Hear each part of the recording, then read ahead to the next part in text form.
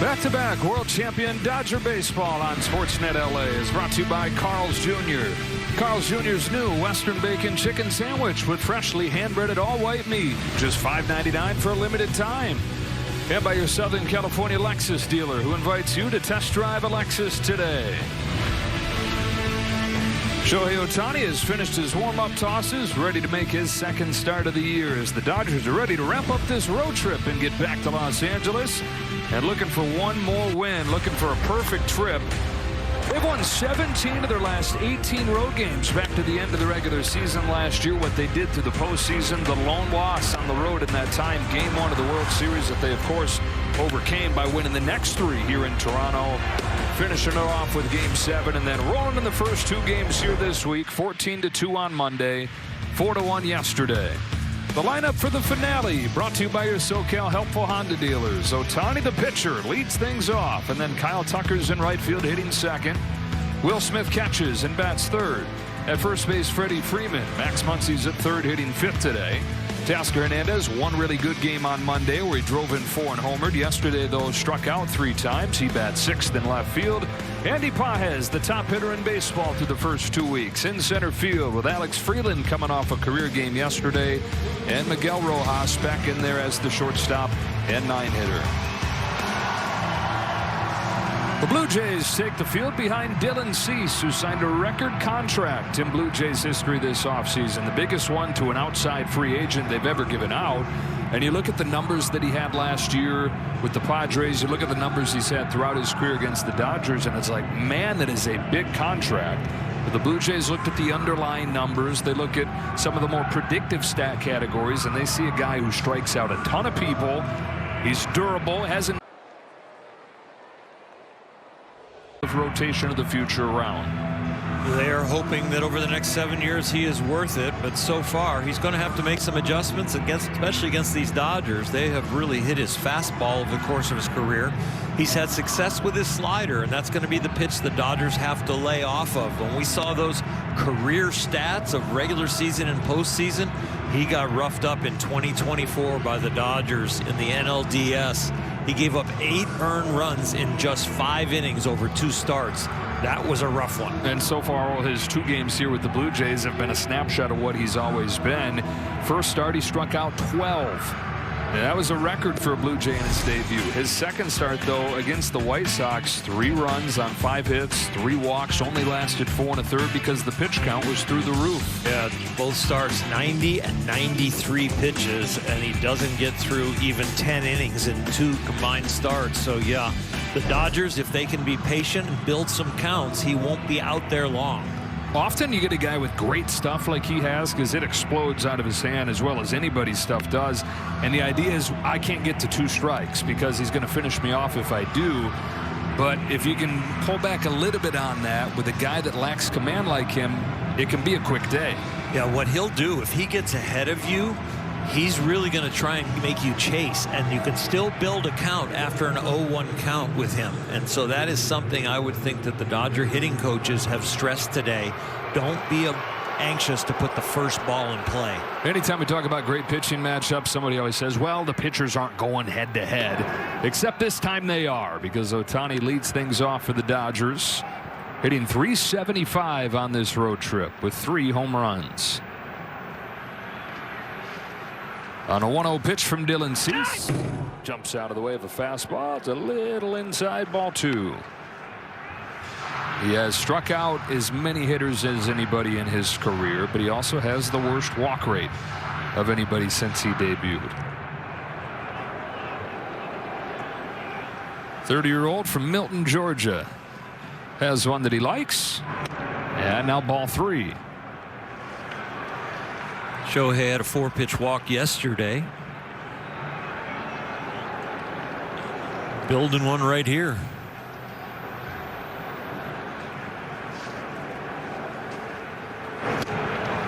Yeah, sometimes when Shohei's up there, it looks like the first year of kid pitch in Little League where you got the really advanced hitter who's just so bummed to be up there when the kids can't throw strikes yet. Yeah, I'll just take my base.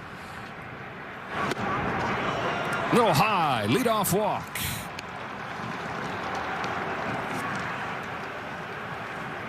As far as saving pitches for Shohei, that walk is really good. We'll see if maybe Tucker can hit it out so Shohei can just jog around and save his energy. Tucker yesterday knocked in a run. He has driven in a run in all 5 games on this trip, where he's hitting .389. Didn't take long for that bat to come to life. Breaking pitch wraps around the plate. 1 ball, no strikes. Dodgers averaging 10 runs per game on this road trip. And you go from what's wrong with the offense to 11 games in, they're the #1 offense in baseball.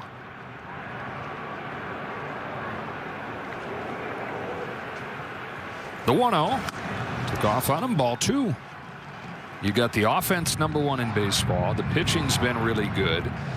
The defense, I think, is the part that nobody's talked about, just because there's so much to focus on that's been good outside of that. But the Dodgers have only committed 1 error over their first 11 games, and it was a catcher on a throw on a stolen base. So in the field, none. Pop straight back and out of play, 2-1. It's the first time in franchise history they've had just 1 error through the first 11 games. And Will Smith's throw was because it was such a good jump with the runner on second base that he was doing anything he could to get it out of his glove and throw it down there. So he ended up bouncing it short of Max Muncy, and it got into left field. So it's 1901 because that's as far back as they've tracked him. Franchise started National League in 1890. Weren't tracking errors for that first decade.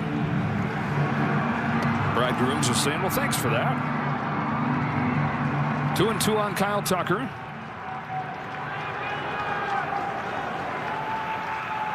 Tanya's short lead at first base. Cease comes home. Fouled back. We'll do it again. The ultimate up and down last few years for Dylan Cease. Runner-up for Cy Young when he won an ERA title with the White Sox. And then the next year was league average. The year after that, top 5 in Cy Young voting again in his first year with the Padres. And then the next year, league average. Goes full on Tucker. So the Blue Jays are hoping they can help him find his best form more consistently. The 7-year contract. There must have been a few teams that thought they could get it out of him, because you don't get 7 years, $210 for just one team bidding. Here's his payoff. Tucker fouls it off. Was one of the top starting pitchers on the market. Supply and demand, and there was heavy demand for him. Guy that grew up wanting to be a power-hitting shortstop. Was a really good shortstop coming up through high school. If that didn't work out, which it didn't, wanted to be like those Brave staffs in the 90s. He's a Georgia guy, and he's walked the first 2 batters. So you're seeing one side of Dylan Cease that can be exposed if you're willing to let it. His Achilles heel has been home runs and walks. He doesn't have the kind of stuff that you string a lot of hits together against, but he does have the stuff of somebody who walks you, and then when you get your hit, make it count. Now, the foundation of the Dodger offense through the years has been their patience and the fact that they don't chase. And for a guy like Cease, that's where you can get some of the bad-looking numbers that he's had. Now, that's not to say he can't dominate against the Dodgers, because he's had games where he's been untouchable against them. You go back to just last June, 7 scoreless innings in San Diego, struck out 11 batters in that game. Looked like he could pitch a no-hitter on that day. Couple runners aboard for Will Smith.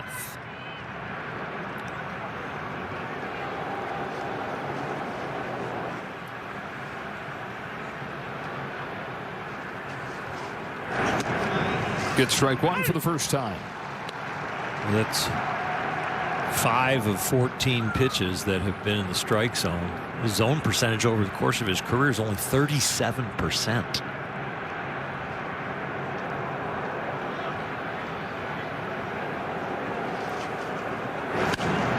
So you ask, how in the world does he get guys out? Well, he gets a lot of chase too. It's a lot of chase. It's mostly on the slider or the up fastball, but you already pointed out that these Dodgers can be very patient. It's one of their biggest tools. Toss back to second. Ohtani's in safe. Take it easy on that right shoulder diving back. And the left arm after yesterday on the throw. Got hit.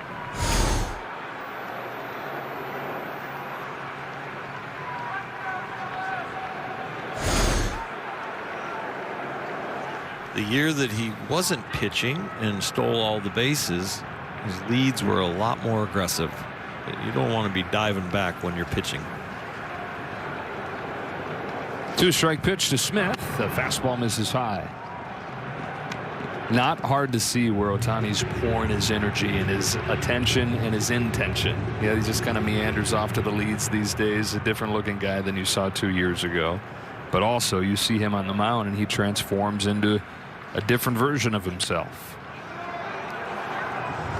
Yeah, I would use the 2 pickoffs if I was the opposing team when Ohtani was pitching. I would definitely try and make him exert some effort on the base paths if he's on there, in the batter's box, anything to take a little energy away from his pitching.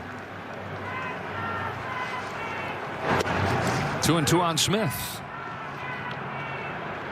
18 pitches, no outs for Dylan Cease. You mentioned how hard it's been for him to get deep into games. He had more than 20 pitches per inning against the White Sox last weekend and only lasted 4 1/3. His 2-2 is swung on and missed, and there's the first out. A 2-strike count that he ends up with the strikeout, but it did start 0-2, and Will Smith built it to 2-2 with discipline. Just misses that hanging slider. And you can see the look on his face in the backswing, like, oh, had one. Sure did. Golden chance for the Dodgers here right away. Freddie Freeman, 7-game hitting streak coming in with power. He's got 6 extra base hits during that streak. Got Ohtani at second and Tucker at first, and takes ball 1. A very Freddie Freeman fashion during that hitting streak. The average right at 300.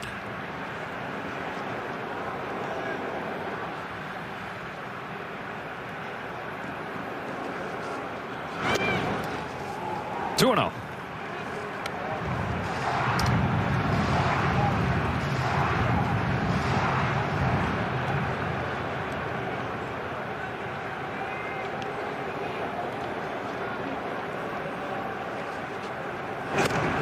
Freddie was a proud dad today, walking around video footage of his son Brandon, who just turned 5, taking a little BP in the backyard, just unloading a left-handed swing that makes his dad's swing look kind of soft.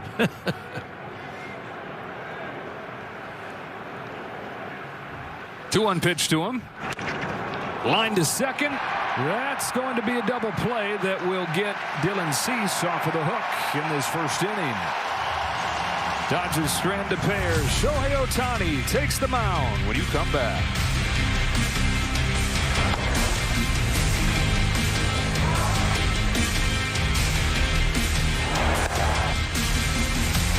It'll be Dalton Varsho and Vlad Guerrero Jr. Jesus Sanchez, cleanup hitter and left fielder. Kaz Okamoto at third. Ernie Clement at second. And the bottom third is Lucas Jimenez and Heineman. Ohtani 1 hit over 6 scoreless innings in his season debut on the mound against Cleveland last week. He's got a 22-inning shutout streak going back to last August, the longest active streak in baseball. He's also got the longest active on-base streak, 43 games after he walked in the first. This is the full Ohtani experience. 6 different pitches that he can get you out with. We take a look at his last outing, and these are the pitches he got outs with. A lot with the 4-seamer and the splitter and the curveball.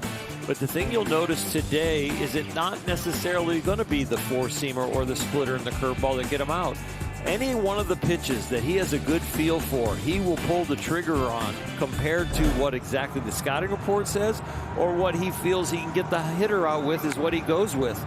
So it is definitely a year where he is strong, he is healthy, and he's concentrating on pitching, and he's got all of the bullets to pull the trigger on. We were talking with Mark Pryor about it before the game, and Mark said last year was pretty much rehabbing on the job, feeling his way through each one of those starts, full off season to focus on the pitching, and he said you can sense an added level of intensity that he's approaching each side session with, and now his second game. First pitch to George Springer. Draws a challenge from Will Smith. He's saying, come on, Dan Bellino. Challenge. Looked a tad low. Dan Bellino's saying, come on, Will Smith. And the Dodgers, one pitch in, are one challenge down. The ball. Los Angeles has one challenge remaining.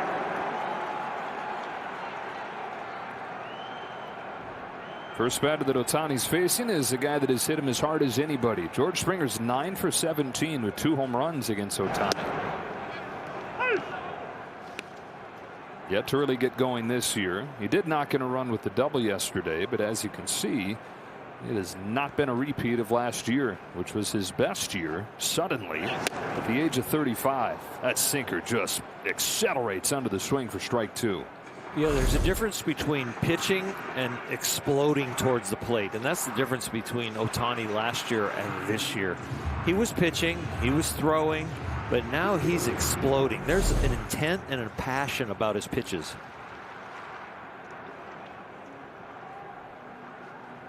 Here's 1-2 to Springer. Overthrown, and it's 2-2. It's interesting hearing him talk after that first start. He said it didn't make a difference whether he was throwing hard or, in his words, throwing lightly. And he said in that case, might as well throw lightly. I was putting it right where he wanted to. Last year, he said, knowing the history of coming back from Tommy John surgery and having gone through it himself once where command usually just isn't there, he said he pretty much put the effort into throwing harder, knowing that that would be his best way forward. Whereas this is a more finesse version of it. Still 97 to 99, but throwing lightly. Base hit for Springer to lead things off. I've mentioned it before, but Sandy Koufax used to teach, see how easy you can throw hard. And that means getting your rhythm and hitting your spot is ahead of velocity. The key to velocity really is changing the velocity, not really reaching your high end. You mean that throughout an arsenal, or you mean changing velocity on the fastball? No, changing velocity throughout your arsenal and a little bit on your fastball, but your fastball velocity you change maybe 3 to 4 mile an hour, especially between like a 2-seamer and a 4-seamer, but it's how the ball is hitting the air that's changing the velocity, not really your arm speed. Dalton Varsho is the hitter here. Blue Jays, one hitter in, have matched the hit total of 6 innings of the Guardians against Ohtani last week. 2-0. He did not have very good rhythm because we got to watch all of his warm-up pitches as he was on base, and they removed the pitch clock as far as the time between innings to give him time to warm up. But the warm-ups were not in a very good spray pattern.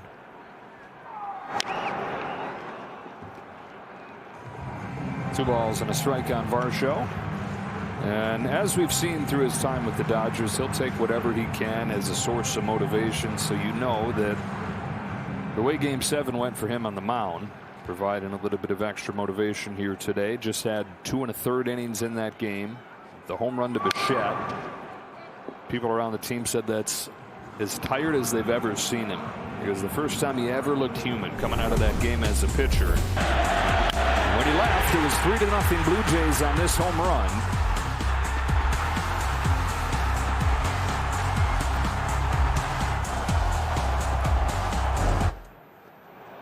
Close play at first base, but Springer's in there safely. Dave Roberts is saying to us today, how many people would come back from that disappointment of failing in the moment you had always dreamt of to be the biggest cheerleader on the team as that game went on and to contribute at the plate? I guess nobody would have a chance to as a pitcher coming out of the game besides him, but point taken. Grounded to second, backhand Freeland. There's one. Rojas to first. Not in time. Varsho, a center fielder, batting second, really like that one out. Pulling the ground ball also pulls him towards first base for his first step. And so as this ball is hit hard, and you think hard enough for a double play, Varsho still beats it out.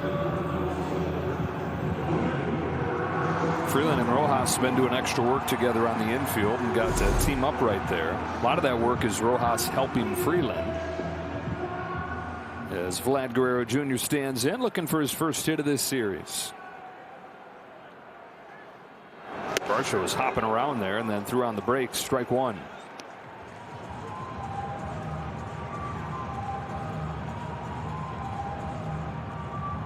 Guerrero, 2 home runs against Ohtani. Including one in the World Series last year. 1 ball and 1 strike. Game 4 at Dodger Stadium.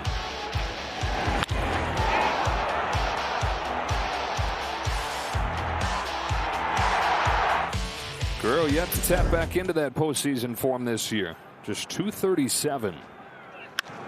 Bouncing ball that'll find the left side and get through. First hit of this series for Vladimir Guerrero Jr. They're first and second with 1 away.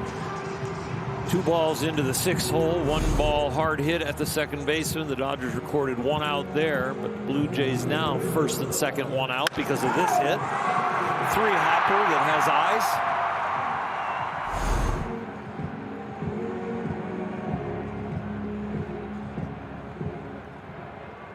eyes. Jesus Sanchez. Blue Jays been looking for that big hit for a week. Looking for their first lead since last Wednesday, having lost 6 consecutive games. Only 11 runs scored in those 6 losses.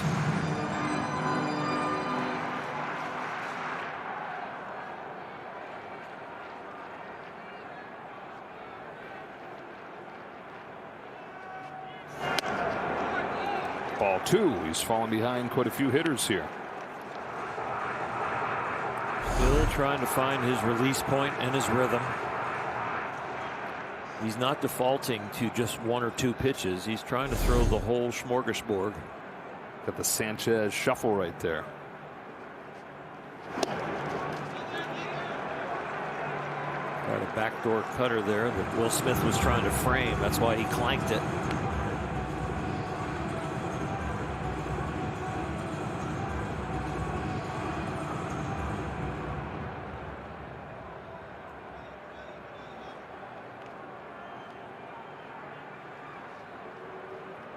Shohei is the complete opposite of Alex Vesia between pitches.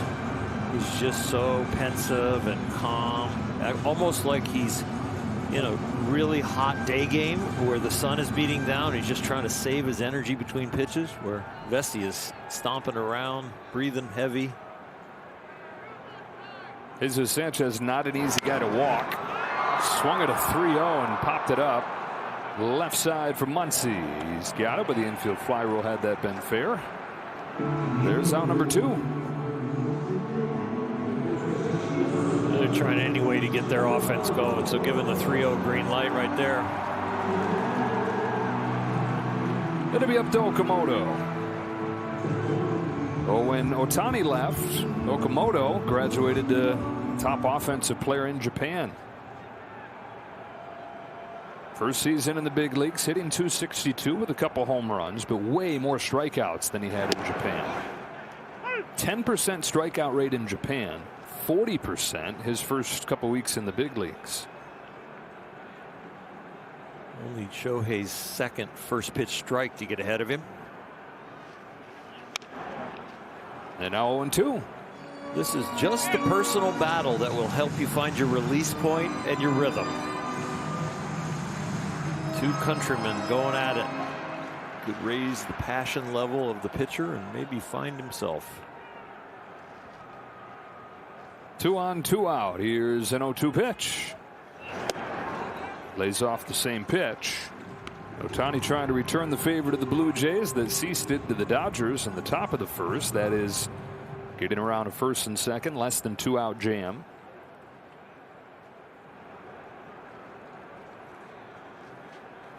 Fastball sneaks by him, and when I say sneaks, I mean 100. Flames by. Ohtani with a strikeout to slam the door in the first.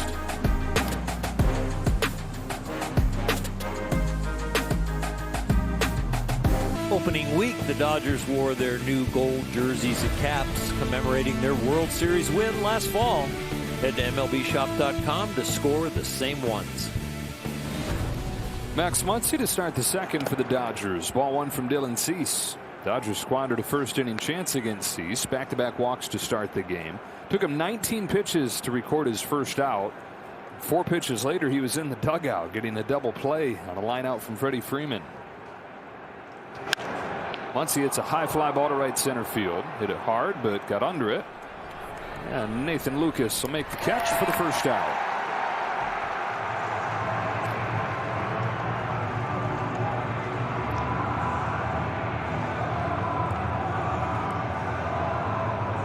No score in the second. Up comes Teoscar Hernandez. Gives a look over there to his old dugout and climbs in. 4 RBIs in the first game, but then 3 strikeouts last night.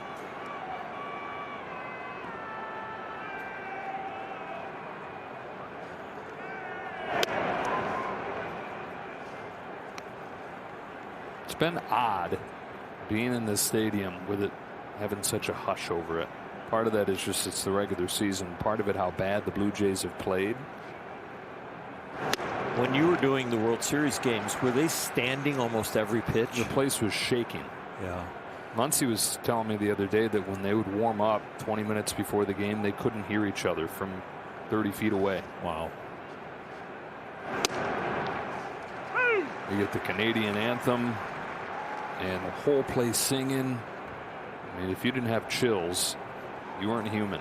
Yesterday, when they started to rally a little bit late, looked throughout the stands, and most of the fans were standing and applauding continuously.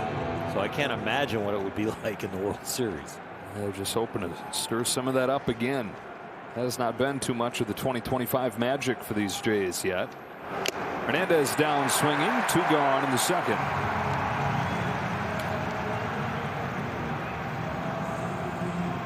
It brings up Andy Pages, who's got an 8-game hitting streak, hitting above 500 in that time. It doesn't matter what they throw him. It doesn't matter where he hits it. He hits it hard, and he's finding a lot of holes. He is earning that average. First pitch sweeper. He offers. Strike 1. We were talking yesterday about the changes that he's made to the approach and to the setup, and we gave you just talked you through it, but we've put those side by side to show you. A little over aggressive right here, down 0-2, so you can see how upright he was. Go back to his rookie season, and much more structured stance, more on his legs and that bat flat on his shoulder this year. Yeah, it's the spine angle a little bit more forward, and it's the knee flex a little bit more bent where the knees are over the balls of his feet, which connects him to the ground. More weight into the ground because of the head forward, and more weight connected to the ground because of the knee flex. Well, this is the old version of Andy Pages in that at bat, and that's a 1-2-3 second for Cease.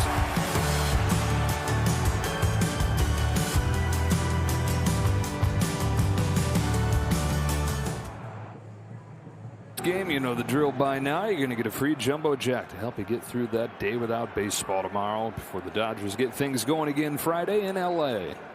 Bottom 2, Ernie Clement bends back on a fastball.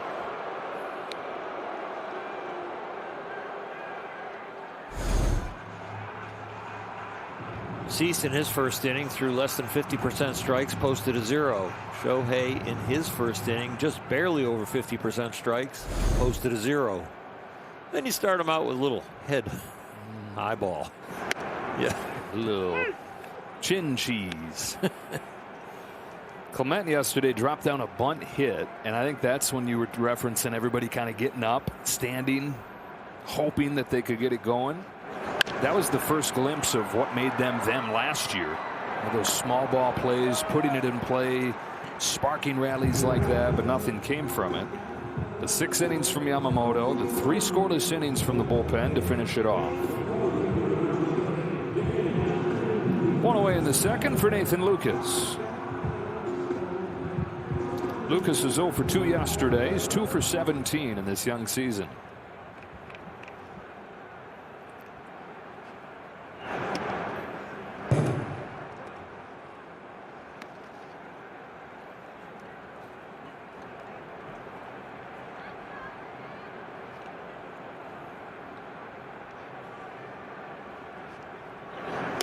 Talk each time we talk about pitching with Ohtani in his pursuit of his first Cy Young.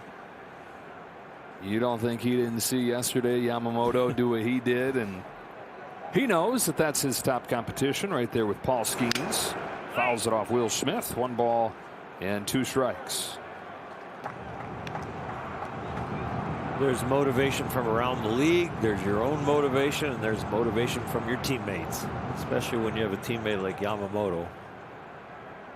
I joked about it last time when Yamamoto threw and he got his win. It's like, I got mine, go get yours. Hey! Lucas laid off. 2-2. That internal competition, it's like a brotherly love. It's like when you're playing in the backyard or playing wiffle ball out on the street with your brother or doing something. You compete, but you still love each other. He lets go of a 2-2, and Lucas pokes it down the left field line. It will fade foul. Ohtani's best season, 2022, went 15-9. He had a 2.33 ERA that year and finished 4th in Cy Young voting. And as is always going to be the case with him in his pursuit of that award, the limiting factor, the number of innings. There's a career high 166 that year, which at least puts you in the conversation. Another 2-2. Full count. Typically, though, you get into that conversation, there's some hair splitting that happens. Rarely is it a runaway. Well, last year, kind of an exception with what Paul Skeens did. But when you're splitting hairs, that can be a spot that makes you miss out. You don't have enough innings. Sharp grounder to second that scoots by Freeland. That is the first fielding error of the season for the Dodgers. Be interesting to see this last hop because he has been so sure-handed and made some outstanding plays, but yeah, that ball just kind of snuck up on him a little bit. Oh yeah, it did take a bad hop. Yep, low hop, and then a catapult there at the end on the last one. Had to have been. I mean, it missed the glove by a foot. Yeah. Jimenez, runner goes first pitch. They'll stay out of the double play as a result. Freeland goes to first. Throw back to second. Lucas was going pretty crazy like a bull in a china shop there, rounding second. I didn't know if Freeland was going to think about trying to throw behind him, but he takes the sure thing. 2 out. Well, Freeland gave it a glance, and there is a turn at second base, and he saw the angle he took going into the bag. Talk about great baseball clock by Alex Freeland, being able to pick up all that information and still have an accurate throw to Freddie Freeman. So he gets the second out and leaves it up to the 9-hitter Tyler Heineman. Came off of the bench yesterday with 2 outs in the 9th inning. Struck out against Edwin Diaz to end the ball game. 3:57 though, and what has been limited time to this point, but will increase moving forward with Alejandro Kirk hit.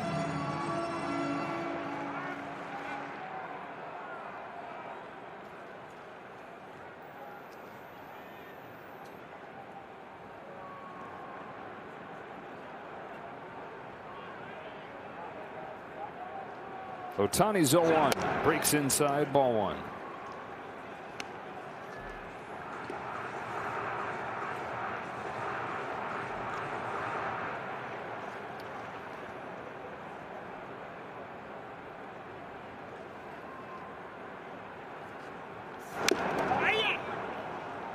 One and 2. Heineman out of the Palisades, 34 years of age, then UCLA. Last year, hit .289 in 60 games, solidified his case as the backup catcher to Kirk. He's been with 5 different teams over 7 years. This is his 3rd stint here in Toronto.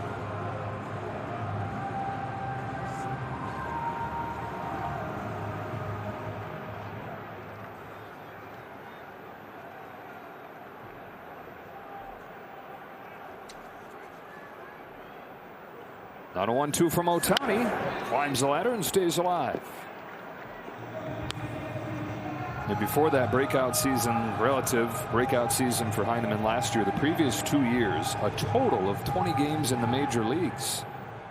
A little bit with the Blue Jays, but then he played 3 games in Boston, 2 games in Pittsburgh, came right back to Toronto. Fouls off another.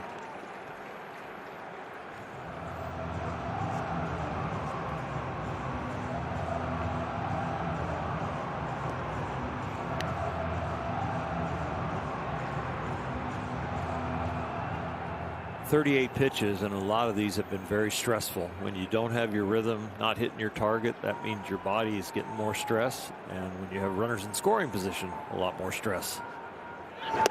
Nice splitter right there to finish off Heineman and the Blue Jays in the second.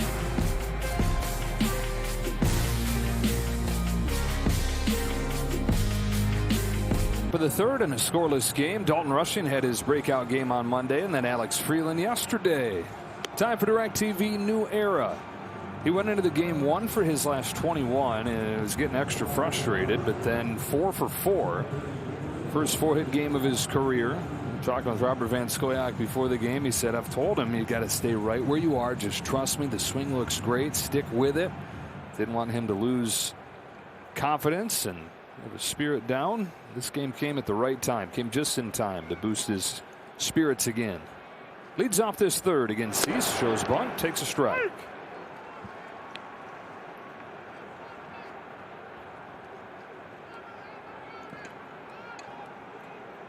This is the part of the order that did it for the Dodgers yesterday.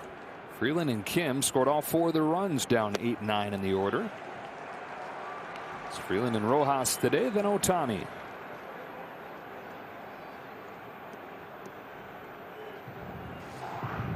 Yesterday and really all season, bottom third of the Dodger lineup, by far the best bottom third in the majors. That's not always been the case in recent seasons. 0-2.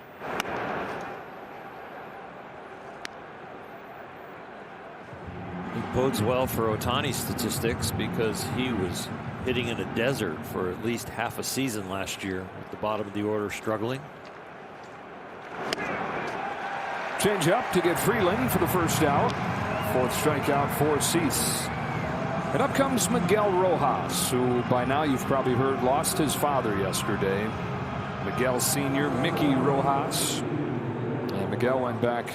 He was scratched out of the lineup, went back to the hotel and just got on the phone, connected with all his family. I think that we all kind of thought that he would be away until the team got back home, but he said his dad would have wanted him to play. And so he's in there today to honor his father. He said, Dad has a first row seat to get to watch me play in this park where I fulfilled my childhood dream, having that World Series moment.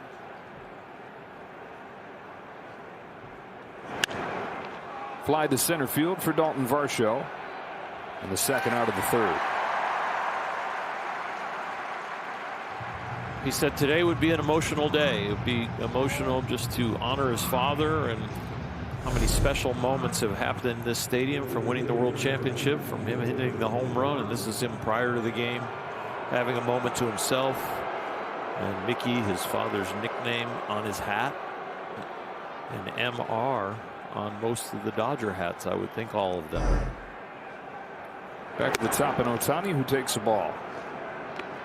And Mickey never got to leave Venezuela to come watch Miguel play in the major leagues, but watched him on television all the time. They communicated often. Actually just talked yesterday, hours before Mickey passed away.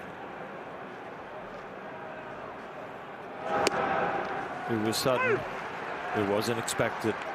And Mickey said that, you know, he dealt with all ailments as older people do, but he said this was a heart attack and something that he wasn't able to survive. Change up a little bit low on Ohtani. It's all so dang fragile.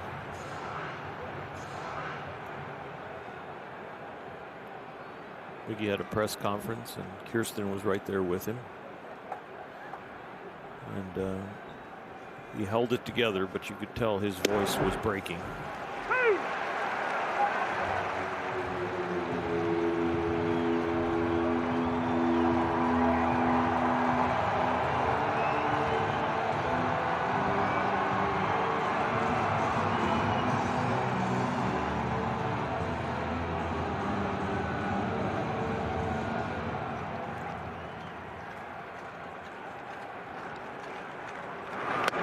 Full count on Ohtani. Shortness of it, the fragile nature of it, though, is what gives meaning to the time we do have. Each day we do get to spend.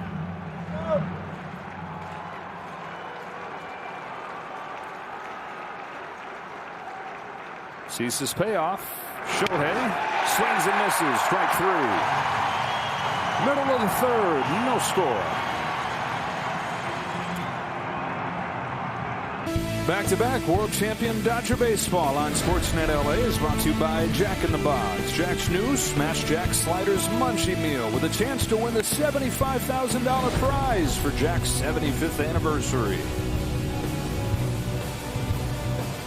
Back in the building where the Dodgers hoisted the hardware last year. It's scoreless in the bottom of the third. The Dodgers going for the sweep over the Blue Jays. Ohtani has pitched around some traffic in both innings, and the Blue Jays will now get their second look at him with the top of the order coming up here.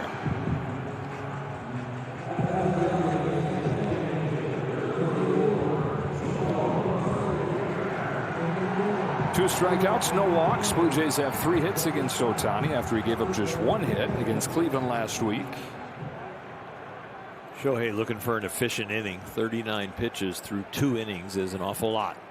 First one to George Springer. Drifts inside for ball 1. Springer singled his first time. Trying to get his season started at just 178 after he hit 309 last year. This is more in line with where he was in their last place season in 2024 when he hit just 220. That was the end of what had been a regression really every season since coming to Toronto. Now in the final year of that 6-year contract. Couldn't lay off, and it's 2-1.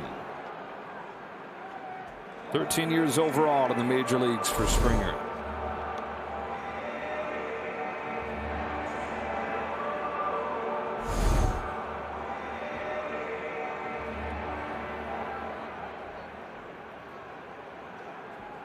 Here's a 2-1 pitch. Ball 3. Springer looking very hitterish, meaning he looks like he's cheating on every pitch. We saw it on that 2-0 check swing. Couldn't get the bat out of the way.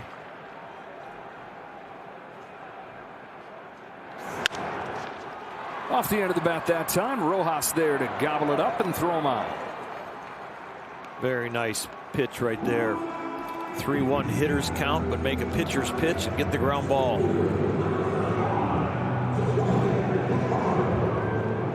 Bottom 3, bases empty. 1 gone for Dalton Varsho.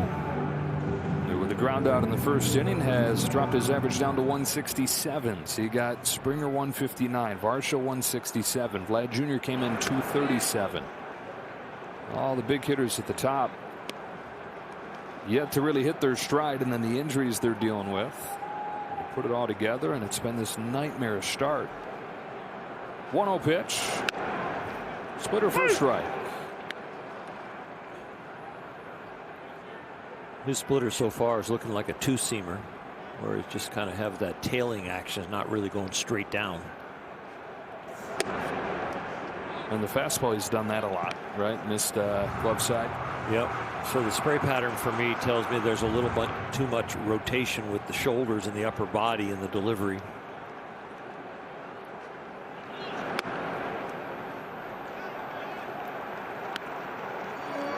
So you miss arm side, that's where the release point is early. And if you miss into a lefty, that's where the release point is late. And so there's a very small release point to throw it over the plate. Fastballs by him, 3-2. That's the pitch that can get you back in line north-south compared to too much east-west. Is a 4-seam fastball straight over the top.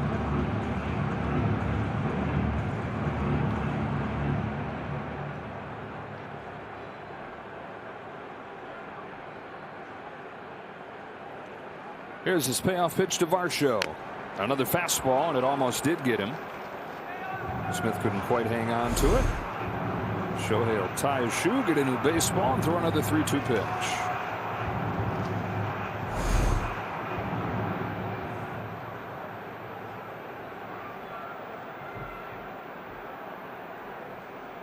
Here it comes. Popped out of his hand for ball 4. And his shoe's still not right. This is as much as I've ever seen him struggle with command. Yeah, the spray pattern is consistent. It's arm side high or pull.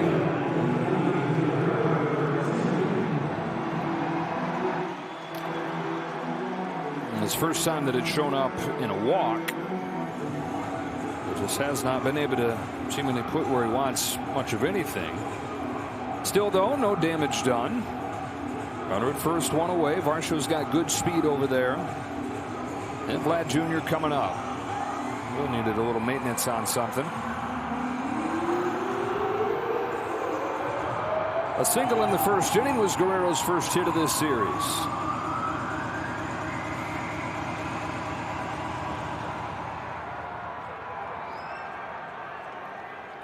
Will got a new glove. Vlad Jr., the Montreal native. Off of Smith's new glove, and into scoring position goes Varsho. So you gave me a broken glove. Yeah, Pop-O-Matic right here. This is a clank. Let's see why. Oh, it got off the heel of the glove. The old one has some ripped leather.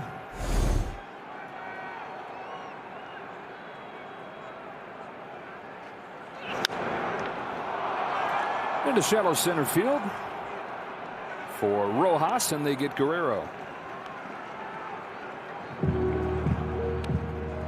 Gets him out with a little sweeper. The first pitch was a fastball. Those are the two most effective pitches today.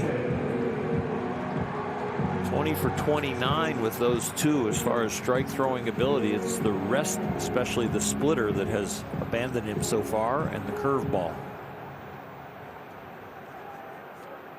2 outs, up to Jesus Sanchez. Popped out on a 3-0 pitch his first time. Ohtani comes home, and it is the curve missing way inside. Here we go for the third inning in a row that Toronto gets a runner in scoring position. Below 200 in this series with runners in scoring position, and throughout this losing streak. But a few chances in tight games where if they had gotten just one hit would have been a different outcome. Look out, ball 2.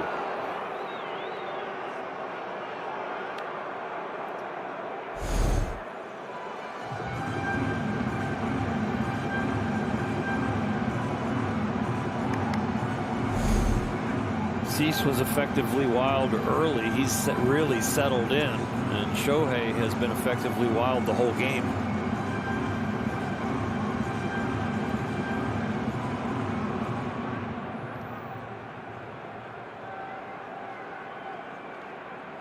Varsho at second. Walked and took second on a pass ball.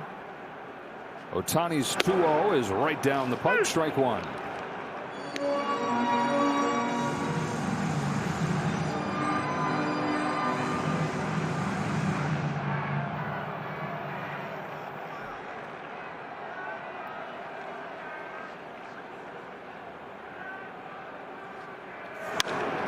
Base hit, knifed inside third, and the Blue Jays have their first lead in a week.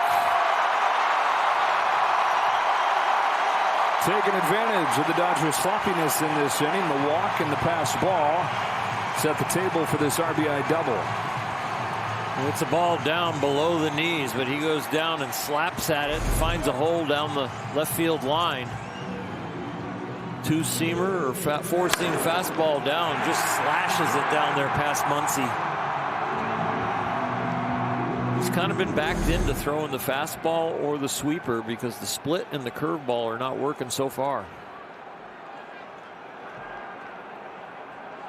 2 outs now. Okamoto. The sweeper takes off. Okamoto, one of the 2 strikeout victims, first time through the lineup. Ohtani already at 59 pitches, about 20 pitches per inning.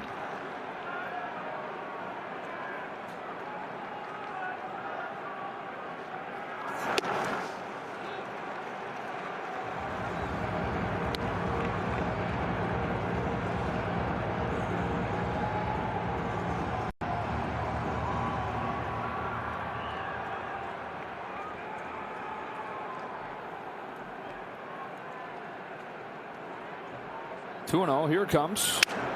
cracked his bat. Sinker knifes in there to his hands and ends the inning. But the Blue Jays are on the board first on a double from Sanchez.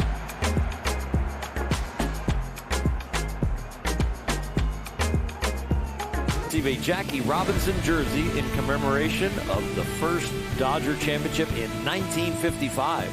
That jersey will be presented by UCLA Health. Visit Dodgers.com/promotions. Well, the Dodgers put the first 2 men on base against Dylan Cease today, but he's retired 8 straight since. Kyle Tucker walked in that first inning, and it's Tucker here to open the 4th. Got 5 strikeouts out of those 8 hitters. 2, 3, and 4 coming up in a 1-0 game. Ball and a strike on Tucker. Kyle was talking earlier today about how close he was to coming here to Toronto. He didn't give it a gauge necessarily, but did talk about how hard they went after him. Brought him in here, showed off all the facilities to him. Smacks this ball to left field for Sanchez in the first out of the 4th.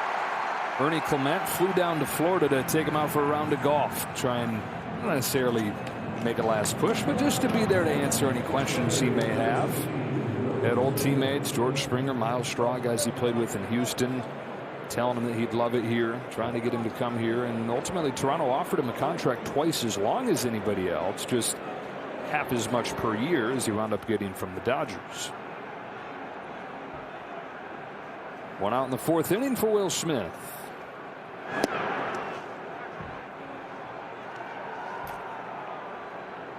Will had the first day off. 0 for 5 yesterday. Strikeout his first time up today.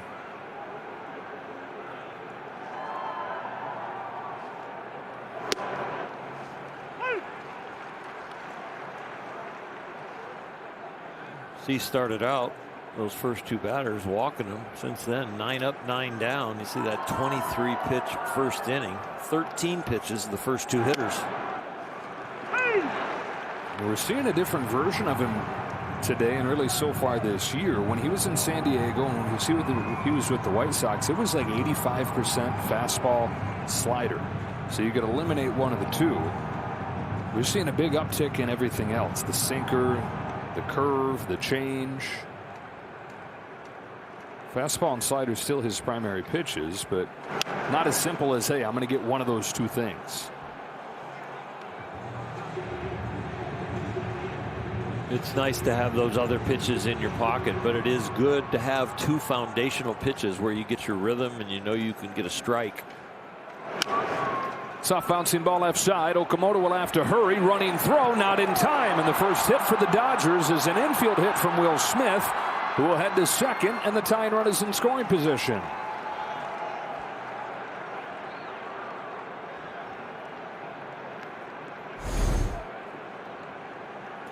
Will Smith is going to beat this out, so I'm sure he gets the infield hit part of this. And then maybe an error on the throw as it hits him. Base hit and an error. And a chance for the Dodgers to tie it with Freddie Freeman coming up.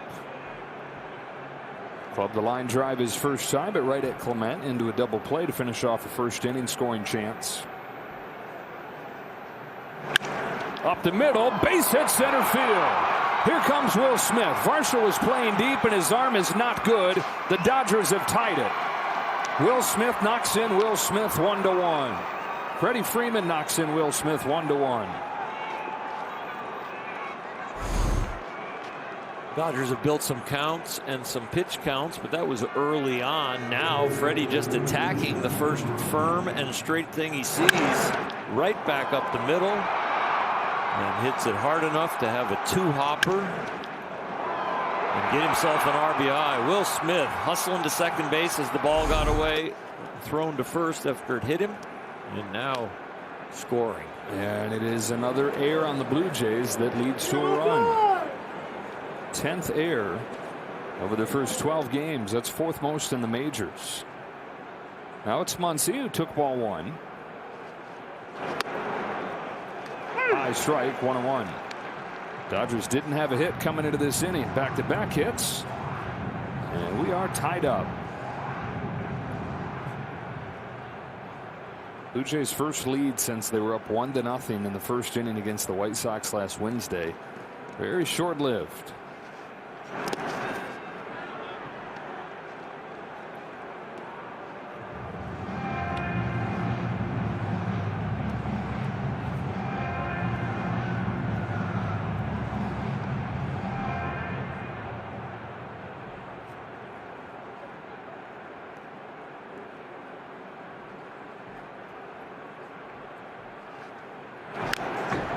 Two and two.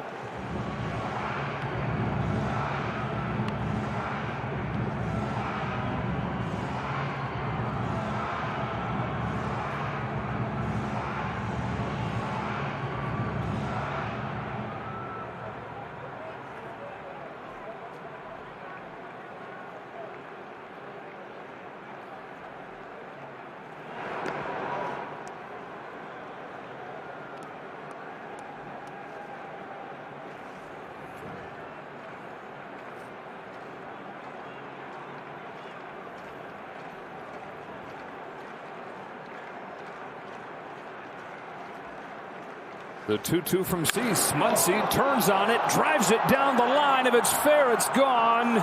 Just foul. There was never a doubt about the distance in that one.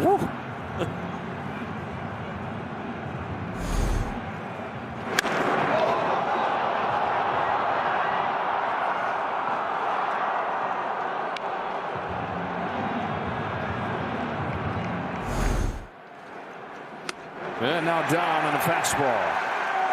A few feet from a home run and the Dodger lead. Instead, the 6th strikeout for Dylan Cease and 2 gone in the 4th.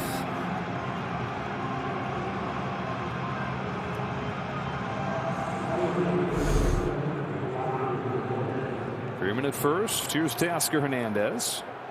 One of those 6 strikeouts, his first time.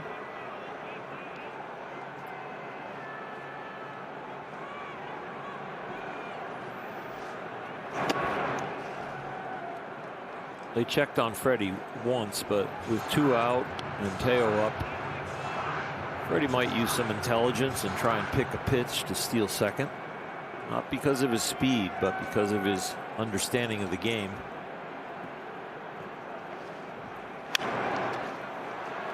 Way up there on the left side of the diamond. On comes Okamoto from third to end the inning. But the Dodgers have tied it. Freddie Freeman drives in Will Smith. 1-1.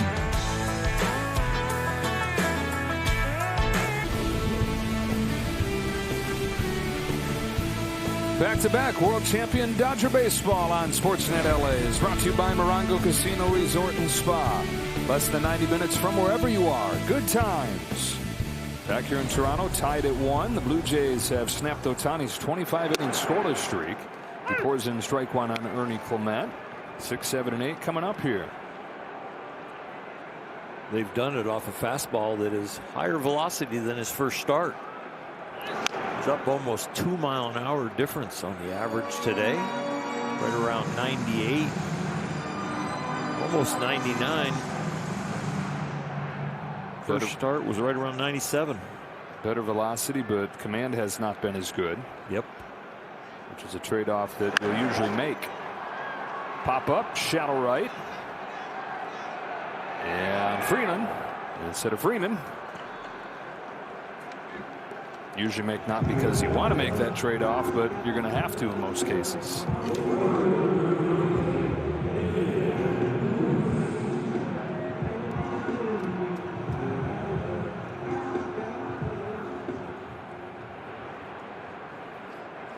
So Ohtani gets the leadoff man, and up comes Nathan Lucas. There's a curve that lands for a strike, down to 73.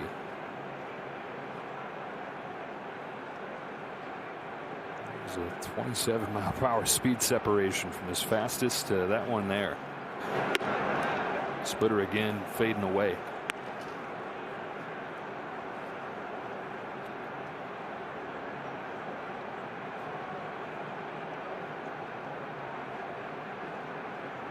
Here's 1-1. Strike 2. That one got Will Smith, I think, on the thumb on a foul tip. That's how Toronto lost their captain. The heel of the glove. A little bit more protection there, but that jams his wrist. Unless he got it on the throwing hand on the backswing. I also saw him shaking his right hand. Was there a backswing there? Let's take a look.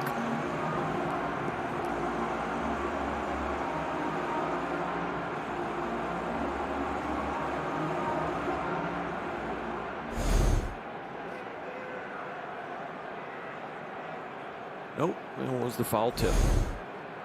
Now the 1-2 pitch to Lucas. Fastball misses in. And the count evens 2-2. Dodgers lost one of their 2 challenges, so it looks like there's almost a stoppage on those until the game, near the end of the game. Ugh. Boy, is he getting beat up today. That's the second one off the mask, and he just had the foul tip off the glove in the hand, and he's laughing about it. Geez, the only time Will Smith laughs.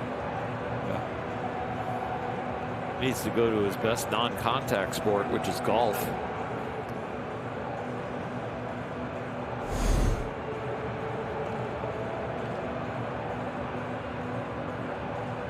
What can get Will Smith to laugh and smile? Is it a good joke? Is it a fun time? Nope. It's a foul tip straight to the face. 2-2 to Lucas. We'll do it again. They're asking Dave Roberts the other day how long it took him to appreciate what he had in Will Smith, and he said it didn't take long to realize how steady the personality was, how he just did not get rattled. So Dave said he trusted Will as fast as he's ever trusted any player. 3-2 on Lucas. Didn't hurt that he was hitting as soon as he arrived and hitting in big spots.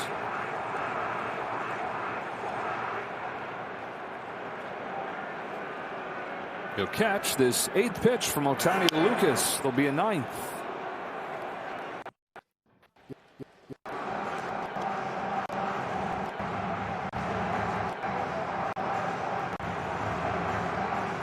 Saw Shohei get frustrated yesterday when he got hit on the left elbow on a throw back to first base from the catcher. Pop up down the right field line. Freeman and Freeland again. Freddie Freeman this time. Your turn. The only thing we've seen Shohei get frustrated with today is really his split finger fastball, which was his best pitch in his first outing. But today, now looking at his fingernail, his skin coming off, he just hasn't been able to get on top of it. You might be saying it's slipping out of his hand, but I think it's really more the rotation of the delivery is not good for that pitch. Curve is in for a strike on Jimenez, and he seemed to have found the range on that in this inning. Yeah, that has really helped where he's getting to the front of the baseball with that pitch now.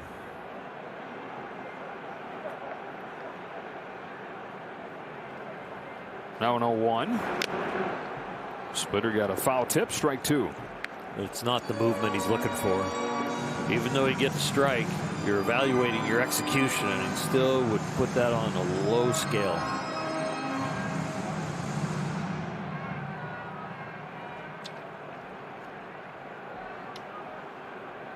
Here's his 0-2 pitch in the dirt, ball 1. The curveball has gotten better, but the combination of both of those are 6 for 19 as far as throwing for strikes between the splitter and the curveball. It's not the ratio he's looking for. You mentioned the splitter being his favorite pitch last start. It was the most we've seen him throw the splitter in any start since coming to the Dodgers. Fastball is in on the knuckles at 100. He'll take it himself. Takes him like 3 steps to go from the mound to first base. 4 in the books, tied at 1.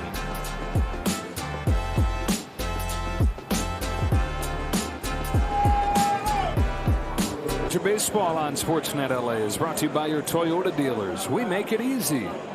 They're a day late for the 77-cent hot dog night. Anniversary of the first game in franchise history yesterday in 1977, and so 77-cent dogs yesterday, and they sold 100,000 of them. Wow. Strike 1 on Andy Pajes. That's 2.5 hot dogs a person. Yeah. Pages fouled that ball off his foot in some pain. Talking hot dogs, and now he's got hurt puppies.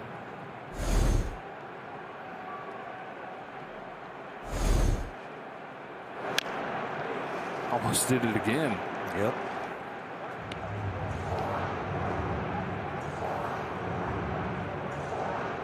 You know, the Dodgers just 2 hits against Dylan Cease, but they strung them together last inning to tie the game. Bottom of the lineup here. 0-2 pitch to Pages, outside, ball 1.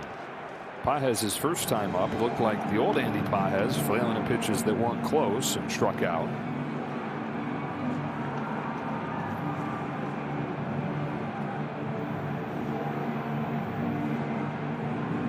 Drop his average all the way down to 442. Ugh.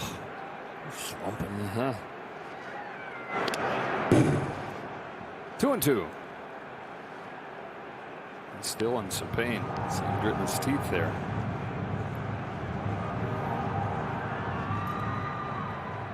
Freeland and Rojas to follow in this inning.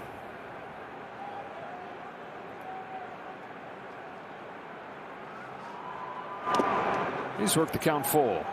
More patient this time than his first time up there.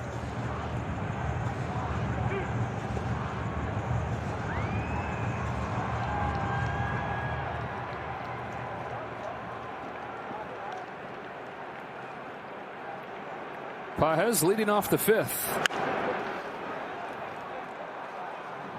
It's a nice approach right there.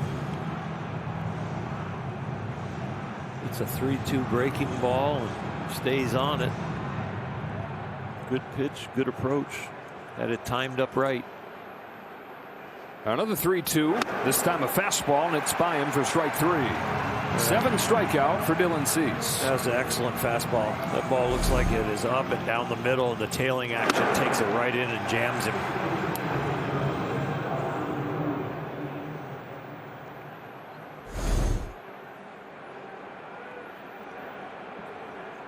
One gone, top of the 5th. Alex Freeland struck out his first time. Curveball just missed. He saw Tyler Heineman tilting his head, thinking about maybe challenging, thought better of it. 5 through 9 yet to reach for the Dodgers today.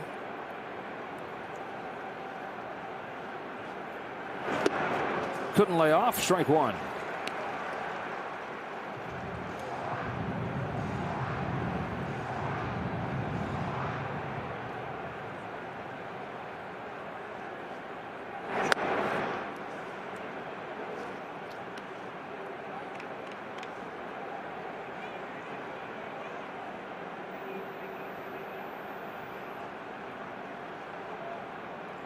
On a 2-1 pitch, Freeland smacks a line drive to left field. Sanchez can't get it. Pops out of his glove and finally gets it back in. Freeland is aboard with a 1-out single.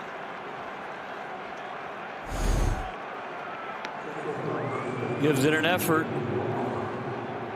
In the leather, glove folds, ball rolls out.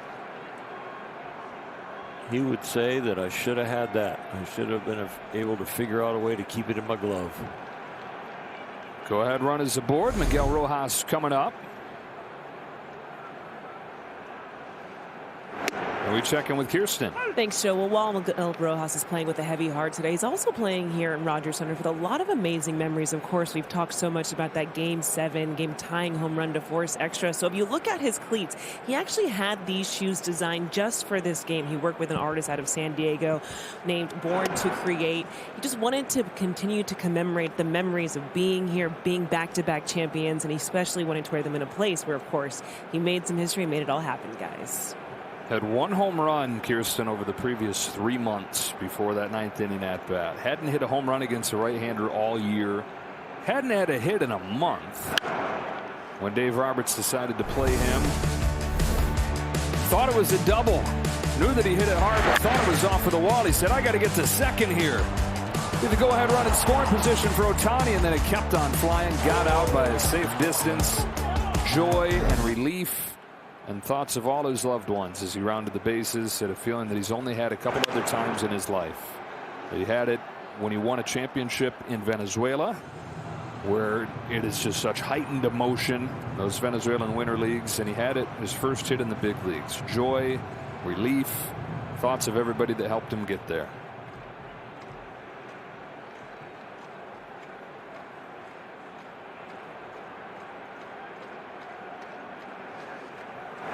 Down on a high fastball, 2 out. He's actually gone back and watched not just the home run, but the entire at bat a bunch of times this offseason. And he said not just because of the way it finished, but that it's the best at bat of his career. He went up there with a specific plan and now uses that at bat as a teaching tool for himself when he needs a reminder of what it should look like. He's looking fastball the whole way. And then in the 7th pitch, adjusted on a 3-2 slider that popped out of Jeff Hoffman's hand and changed everything for the World Series, for his life. Playing with the heavy heart during his press conference, one of the times that his voice really broke when he talked about his mom and his dad. He's already lost his mom and lost his dad yesterday, about how much they gave up for him to be a baseball player. And that's one of the reasons that he knows his dad wants him to play today, because of how much he gave up so that Miggy would have a chance.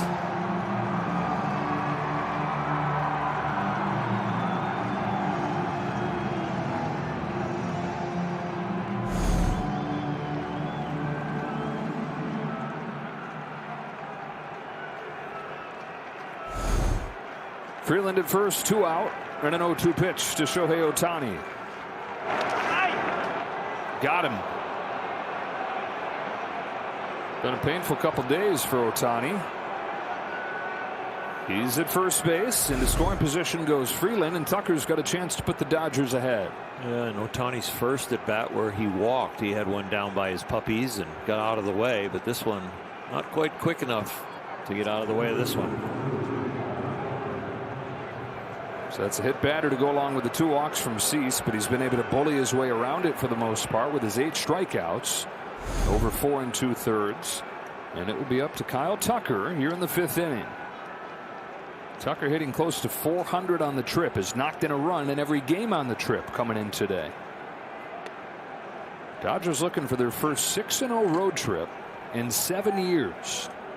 And looking for an 18th win out of their last 19 road games. Back to the end of the regular season last year, counting the postseason. Cease starts him with a changeup, gets strike 1. Blue Jays scored in the bottom of the 3rd. Cease could not execute the shutdown inning. In the top of the 4th, Freddie Freeman got the RBI.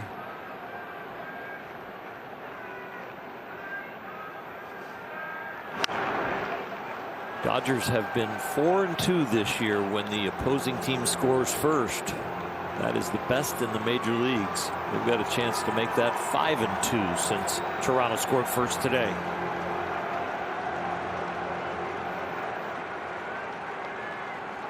Cease has him down 0-2, looking for another strikeout.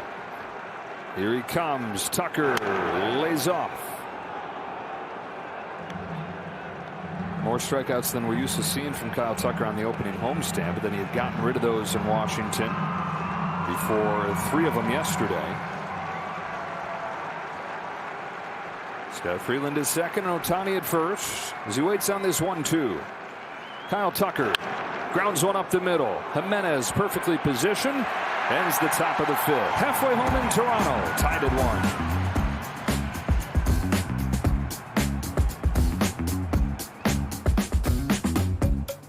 Kitty night on April 13th. The first 40,000 fans in attendance will take home a unique Dodger-themed Hello Kitty hoodie. It's not a kitty, it's a hoodie. Visit Dodgers.com/promotions. Back at Rogers Center in Toronto, tied at 1. Identical line scores through 4.5. And Shohei Ohtani goes out to the mound on a day where he's not had his best command, has still held the Blue Jays to just the 1 run. Only 2 strikeouts, but 9 of the 14 batted balls have been on the ground. That will get it done.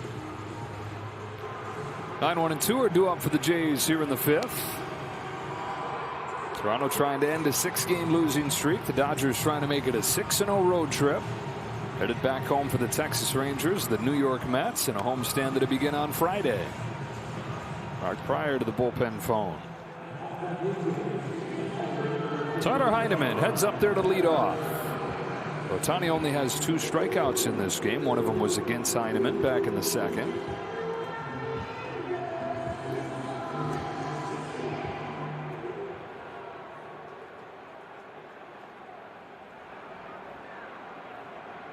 So here we go. Shohei winds and throws and try to go back door with a sweeper. Missed by a little bit. Ball 1. 9-1-2 this inning. Top of Toronto's order. 2 of the 3 have hits and 1 has a walk. So Penn might be stirring a little bit just in case, maybe for Guerrero, who will hit third after we get back to the top. 79 pitch for Shohei. Sky to the right side. Routine for Freeland. Been a bunch of pop-ups over there. Eventually comes down. Freeland makes the catch. 1 gone in the 5th. He's had 4 pop-ups to the right side of the infield. 2 for Freddie, 2 for Freeland. A lot of ground balls other than that.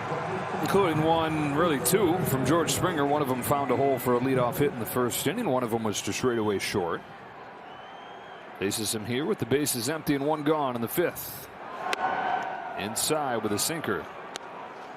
Ohtani coming off his first 1-2-3 inning of the ball game. He's retired 5 in a row since the Sanchez double put the Blue Jays on the board first. Left side, Rojas deep in the hole, sets his feet, bullet across in time. He says, yeah, I still got it. Playing on the carpet, he had an opportunity to bounce it over there, but he decided as the footwork was gathered and he turned his shoulders that I've got the arm strength to get it there in the air. And that's what he does. Strike to Freeman. Right about here, he could decide to go low or go high. He goes high and gets him. It's like that ball had a little extra wings on it.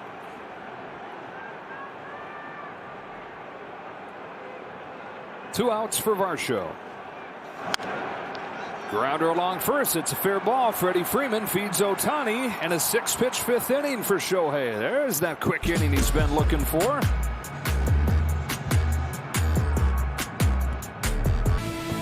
Celebrate Healthcare Appreciation Night on April 14th. Purchase a special ticket package for a Dodger-themed healthcare jacket.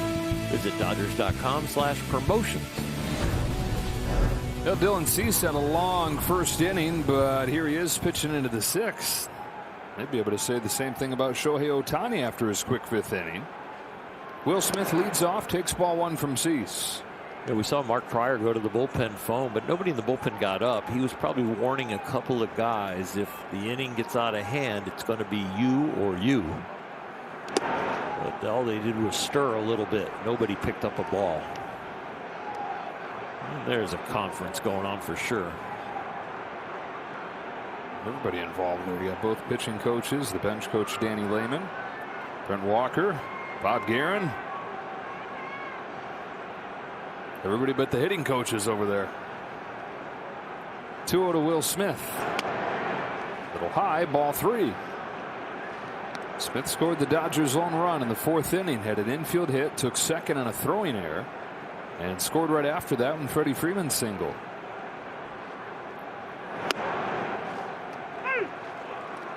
Those are 2 of the 3 hits for the Dodgers in this game. Just enough when you put them together with Ohtani's 1 run allowed. The 3-1 pitch. By the hands, ball 4. Leadoff walk. First one issued since the first 2 hitters of the game. The leadoff man aboard here in the 6th. Both pitchers have done a good job pitching around their lack of first pitch strikes. They've been getting back into counts and getting people out. You got a 1-1 pitching duel, but it hasn't been pretty all the time. Every day, Louis. Freeman to right field, his second hit. And again, it's Will Smith and Freddie Freeman combining to make noise for the Dodgers, as they did to score the run in the 4th. They're at first and second to start the sixth. Breaking ball up. Freddie doesn't miss it. Touches some outfield turf. Visit coming here from the longtime pitching coach Pete Walker. Dodgers with the chance for the lead here. Max Muncy's coming up. 0 for 2 today, 2 for 12 in this series. Last two pitches of his last at bat, Max Muncy saw a breaking ball up that he pulled for plenty of distance but fouled down the right field line. And then he struck out on a high and away fastball.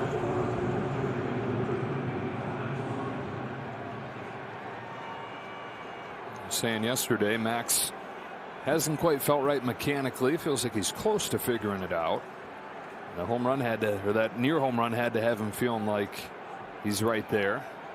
At 110 miles per hour, but just foul.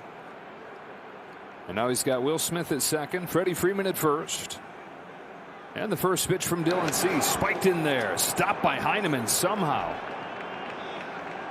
Will Smith did a nice job with his secondary lead and kept his head on swivel and saw that the ball did not get that far away, and so held up and went back and retreated to second. Here you get a good look at it. He's ready to go, and then he's like, nope, that didn't get away far enough.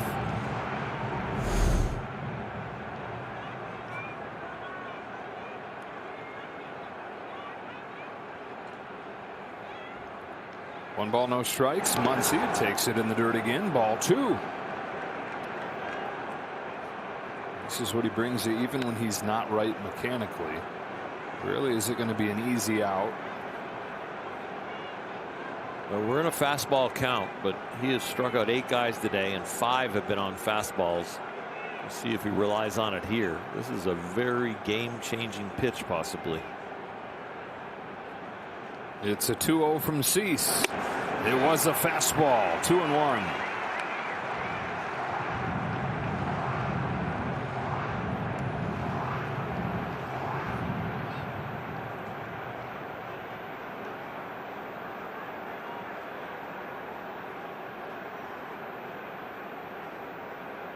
Cease comes home. Muncy got another fastball, fouled this one back, looking for his first hit this year with a man in scoring position. Muncy's only knocked in 1 run this year. Freddie Freeman, Andy Pages leading the team with 12. Is he going to go slider, back foot it, or high and away fastball? 2 on, nobody out. 2-2. Change up in the dirt. Good height for it. You don't want to make a mistake with that pitch.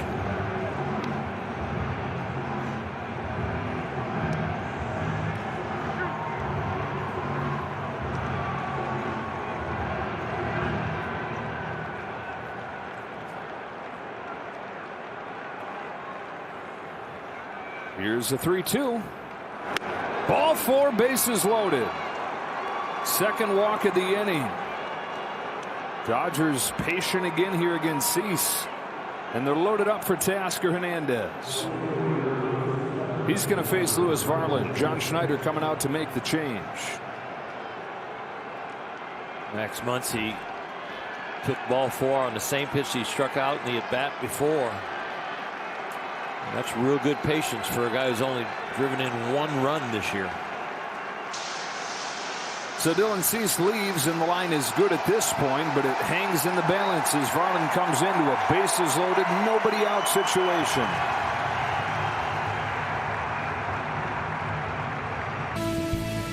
Series wrapping up in Toronto. This game is tied at 1, but the Dodgers knocking on the door. They have the bases loaded here in the top of the 6th. Louis Varland, who retired all 4 that he faced yesterday. That includes striking out Teoscar Hernandez. Will face him here.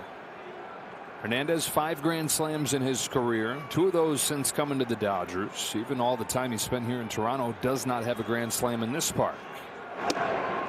First pitch breaker, strike 1. Bases loaded, no out, and they've got the infield halfway. They are really trying to break their losing streak. I mean, this is risky to pull them in here. Bullpen taken over for Cease. Hernandez fights it off to center field. Varsho settles under it, makes the catch. Smith is coming home.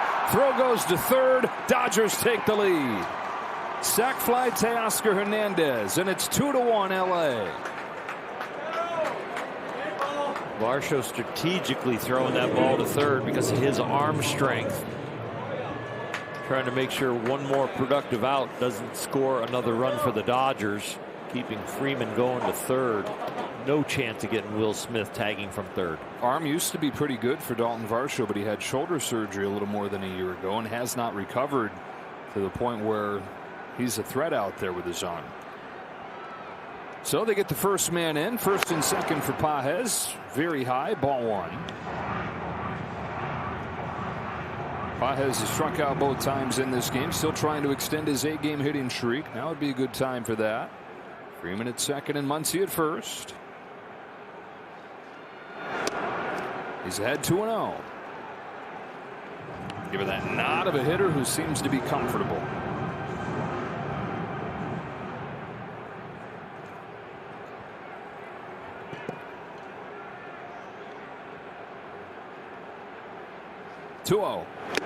Two and one. Teo gets the routine RBI with the sac fly. It was the Dodgers' 5th sac fly of the year, which leads MLB. Pages is going to have to earn it with a hit. Takes strike 2.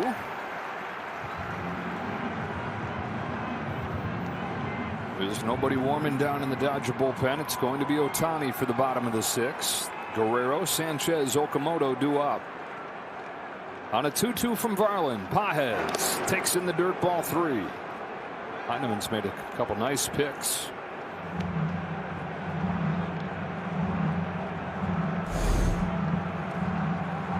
Nice pick here. A few others and some good blocks.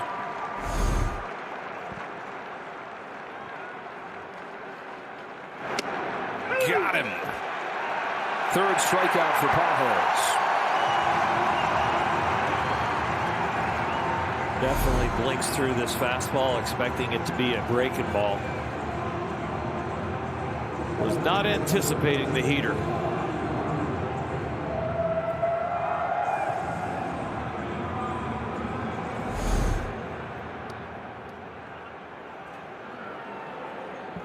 Up to Alex Freeland, who's followed his big day yesterday by going 1 for 2 today.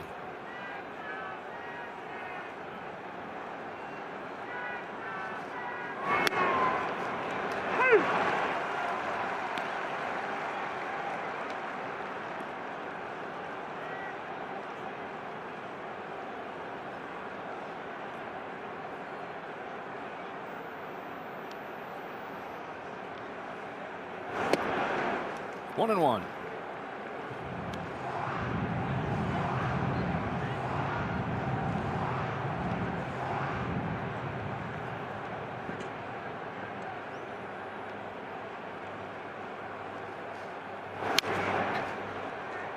Strike 2.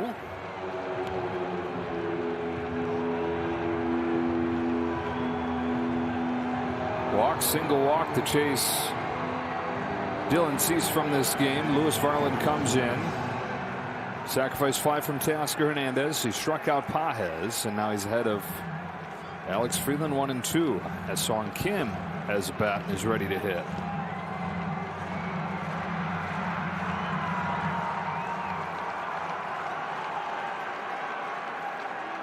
Varland's 1-2 pitch.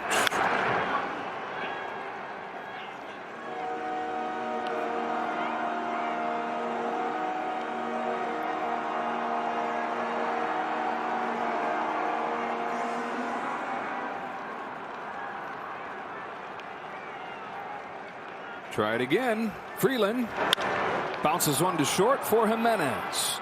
Over to first. That's the inning. Dodgers get 1, but Strand 2. They lead it 2-1 to the bottom of the 6th.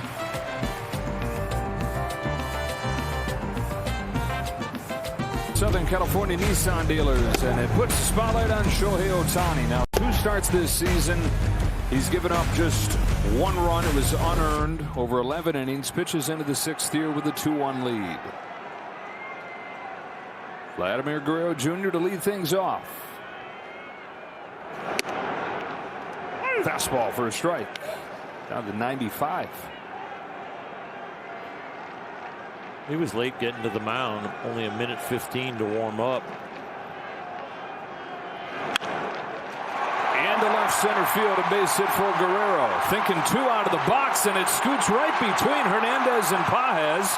A leadoff double. It was going to get to the wall, or even if they cut it off, he was going to get a double. So I think they took the conservative route to make sure they get it in, and neither one of them deflects it. Breaking ball up. I said the Shohei didn't get to the mound. Of the 2 minutes you get between innings, he didn't get there for 1:15, threw about 5 pitches and looked a little bit in a rush. That's just the second extra base hit of the year for Vlad Jr. Now Jesus Sanchez, who knocked in their first run back in the third.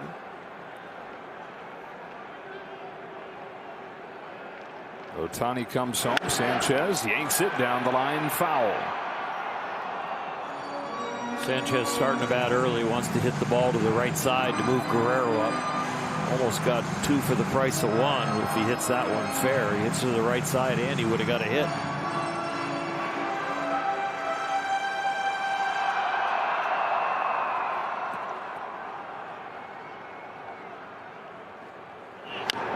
Strike 2. Try to pull it again, but foul.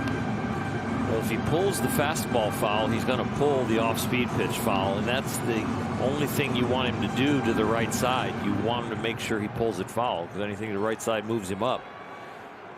If you go fastball, go high and away. 0-2 in the dirt. Good stop by Will Smith. Base hit for Sanchez, who's down the left field line.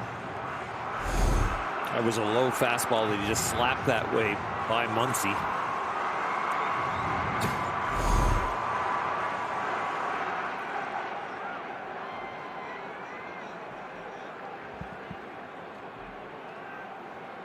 Ohtani to Sanchez with a 1-2 pitch. Slaps this one to short. Rojas has it, goes to third, and they've got Guerrero. He runs on a ball hit in front of him. Rojas makes a nice play on it, but Guerrero with an ill-advised base running play. Well, it was really, really hard, because watch his secondary lead. He thinks, I'm too far to go back to second, so I'm really out in no man's land in a rundown. If he freezes on the ground ball or immediately goes back to second, which is an advanced base running move, he would have done it right. But where he was with the secondary lead, he was too aggressive and got caught in the wrong place. So that's the first out of the inning. To first base goes Sanchez, but the tying run no longer in scoring position. Okamoto swings and misses. With no out right there, Guerrero needs to take a less aggressive secondary lead so that he can get back to second when the ball's hit in front of him. But he was very aggressive with a secondary lead, wanting to score, and it got him in the wrong place. In a vacuum, not the worst play ever, but in the context of this season and everything that's gone wrong and the details for the Blue Jays, it's just stacking up. Yeah, these 3 games, we have not seen them play one clean game. Okamoto takes ball 2. Another error today that led directly to the Dodgers' first run. Top 5 in errors this season. Missed opportunity on the bases. Missed opportunities at the plate with that bases loaded, nobody out last night, couldn't score. 2-1. Way up there. Left side foul ground. Max Muncy near the Blue Jays dugout. He's got it. 2 away. Ohtani's an out away from getting through 6 innings. That is the 6th pop-up he's gotten today. They are trying to hit the ball in the air. A lot of ground balls and a lot of pop-ups, but not a lot of hard contact on a line. That's 5 of the last 9 outs have been pop-ups. It's up to Ernie Clement, 2 gone, runner at first in a 2-1 game. Fouls off his first pitch. This has been a chore for Ohtani today, but he has found the results through battling through his command, battling through this Toronto lineup. It's been a lot of work for him, trying to finish it off. And again, the 1 run unearned.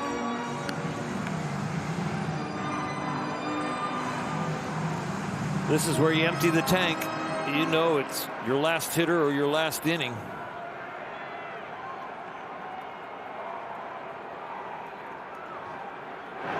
Did he go? No swing, was able to lay off. I won't be surprised if this is a fastball, if it's close to 100 miles an hour, if he's emptying the tank. It's a good fastball hitter right here in Clement. Ohtani fires. Got his bat on it to the hole at short. Rojas is there to second in time. Shohei Ohtani is through 6 innings on a day where he didn't have his best command. 1 unearned run. He somehow escapes this one unscathed. Well, Ohtani, the pitcher, goes 6 innings, gives up 1 unearned run on 4 hits and a walk. He only struck out 2. Really had to compete his way through this outing today. A 2-1 lead for the Dodgers. He's due up second in this inning as Rojas leads off and Mason Fluharty misses away with his first pitch. Fluharty came in yesterday and faced 5 hitters. That included Shohei Ohtani, who this is why he's fired in this part of the order. He retired Ohtani on a fly out.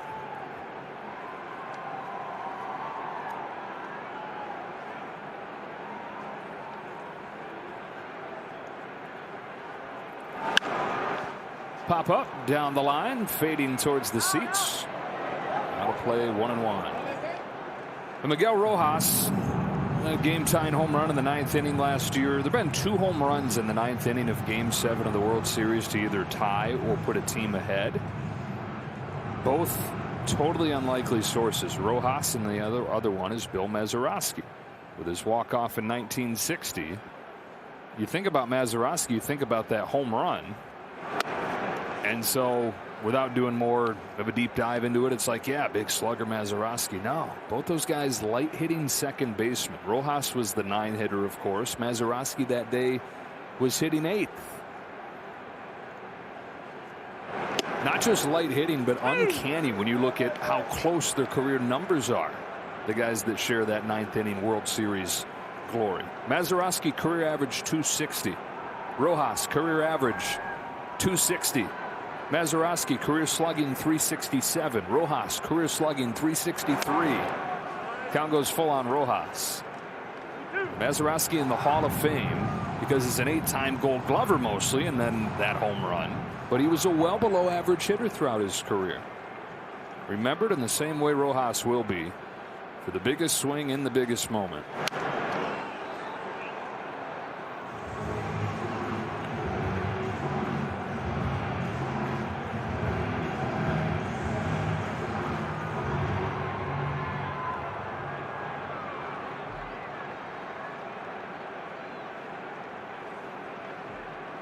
Another payoff pitch, and he's taking a leadoff walk.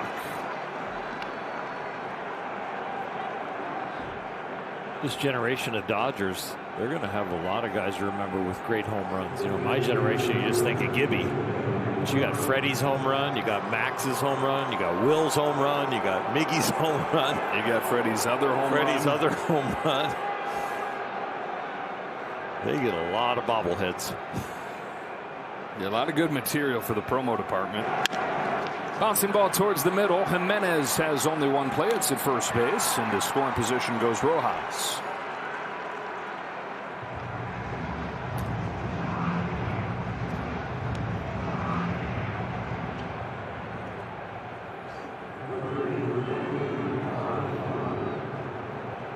Kyle Tucker to the plate. Visit here from Heineman. Right-hander warming down in the Blue Jays bullpen. They're giving him a little more time with Will Smith on deck. That is Tyler Rogers from down under.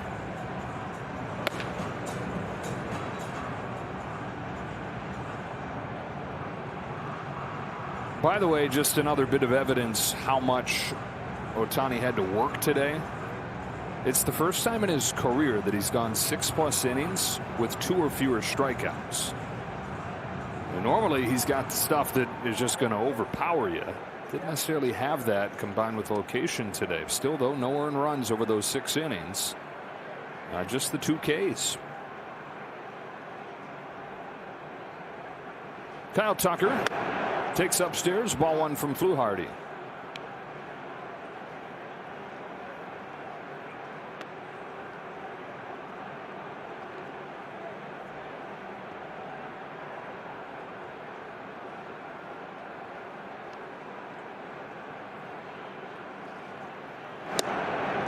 Strike 1 from Fluharty.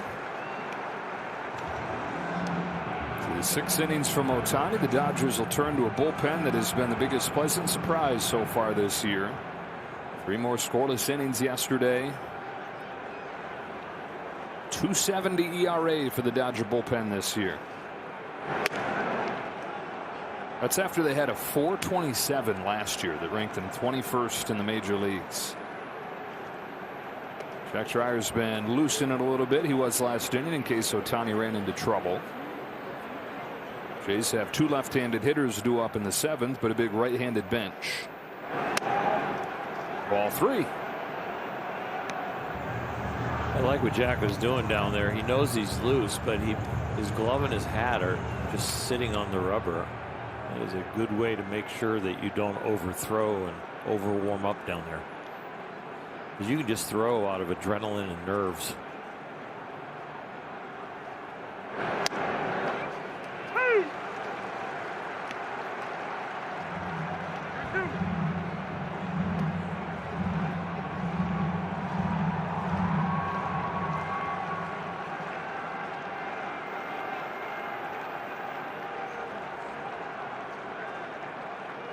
Fluharty's payoff. Tucker takes his hands in, takes ball 4. Second walk of the inning. First and second with 1 away.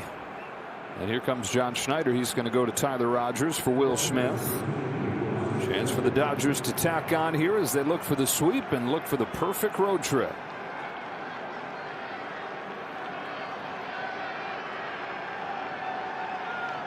Back to Toronto in a moment.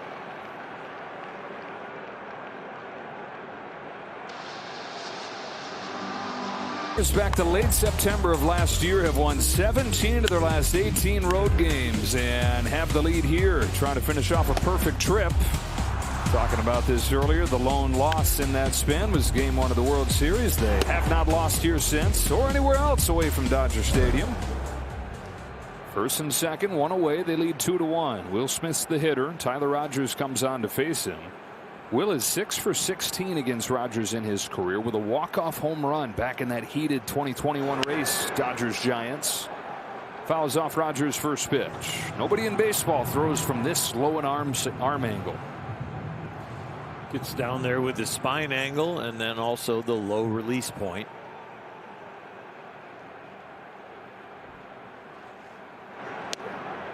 He almost throws the ball with a flat back, like you're bending over to pick up a piece of paper. 5 games in his first season with the Jays. He's not given up a run yet. Here's his 1-1 to Smith. Fouled off 1-2. Number 1 in the majors in hold since he debuted in 2019. Last year went from San Francisco to the Mets, had a sub-2 ERA. Former 10th round draft pick out of Austin Peay.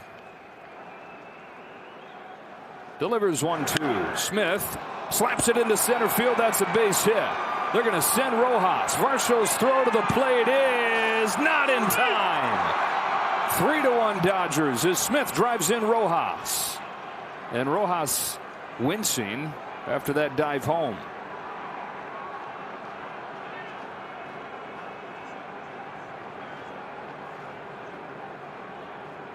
Might have got Heineman's foot or something when he slid. He was safe because Varsho just cannot put enough velocity on his throws. It was shallow enough and it was accurate enough. It just wasn't firm enough to get Rojas. Will does a nice job staying with that ball low and away. And now it's all about Miggy right here and watching the slide at home. I think he clips his foot right there, right before he goes to reach for home plate. So 3-1, second and third. The infield comes in for Freddie Freeman. Offered the first pitch. Clips that toe. Stepped on? Or maybe got stepped on. Freeman pulls a little dribbler to first. Guerrero ranges to his left to get it. And the runners stay put. How about Will Smith, though, today? After an 0 for 5 yesterday, and then a strikeout in his first at-bat, he's gone single, walked single, knocked in a run, scored 2. How about this series for the Dodger catchers? They'll put Muncy on intentionally here to load the bases up for Teoscar Hernandez. The lineup is so deep. You don't know what part of it's going to get you in a day. And if it's the whole lineup, they're going to put up 14 runs, 17 hits like in game 1. Rojas talking about, looks like his left hand there. The good thing is that's the glove hand for a shortstop. The Dodgers, the offensive explosion the first 4 games of this road trip. Over 10 runs per game. Yesterday they had just 4. Today they have just 3, where pitching has turned into more of the story. Yamamoto yesterday, Ohtani today. And for the second time in as many innings, Hernandez with the bases loaded. Had a sacrifice fly last inning. Gave the Dodgers the lead.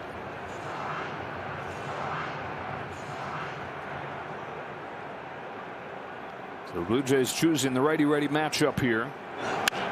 Hernandez flies it the other way. Nathan Lucas makes the catch, and that's the inning. Dodgers add on. They lead 3-1. Stand and stretch. Time for the 7th inning stretch, brought to you by Sit and Sleep.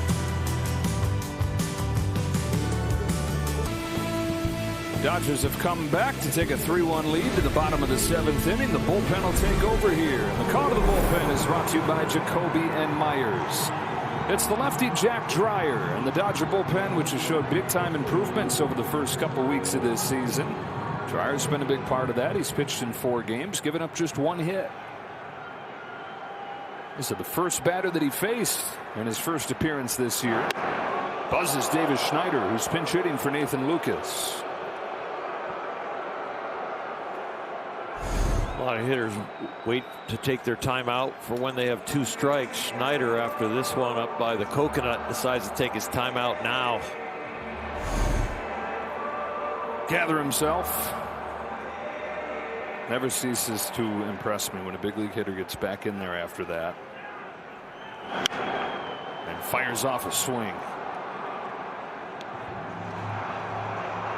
There seems to be 2 reactions to that, either automatic take on the next pitch or an automatic swing.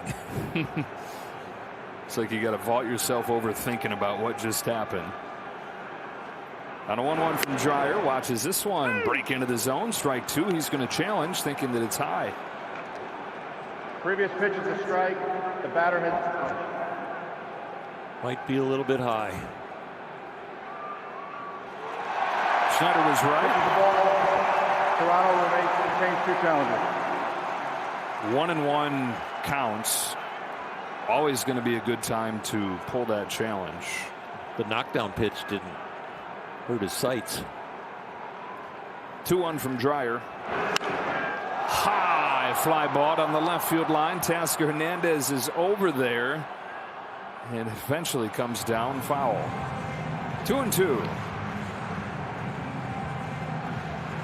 Talking about a 400-point difference in OPS, whether it goes 1-2 or 2-1. So he flipped that in his favor by pulling the trigger on that challenge. You talk about wanting to save your challenges for high leverage spots. If it is bases empty, a 1-1 count's a pretty good time to do it.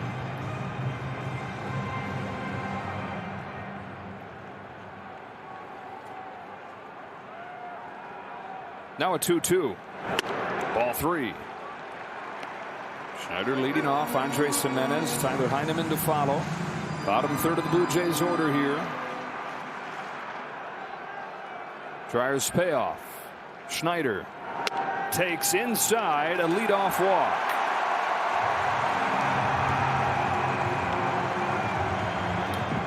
A walk with some attitude.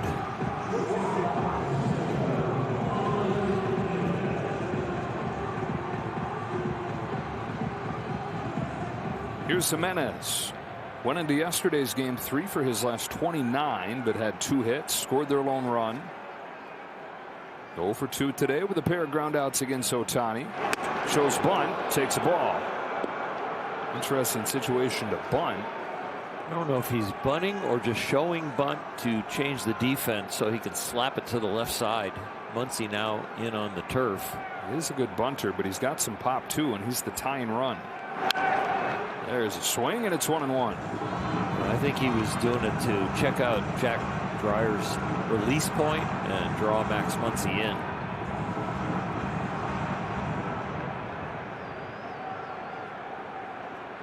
Jimenez, who's got a couple 15 home run seasons in his career. On this 1-1 pitch, takes it high, ball 2. Looks like it's going to be the same type of road for Jack Dreyer that it was for Ohtani for a lot of this day. Not necessarily pinpoint.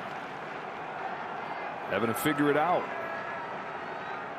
Here's his 2-1. In the air to left center field. Pages on the move with Teoscar Hernandez, who calls it and catches it. Back to first goes Schneider.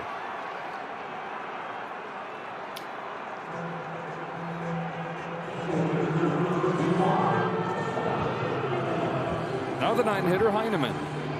There will be no fly balls to left field this year that Andy Pages is not in the shot. Yeah. He is over there right with the left fielders. And especially here, it's impossible each time that happens not to think about Game 7 in the 9th inning.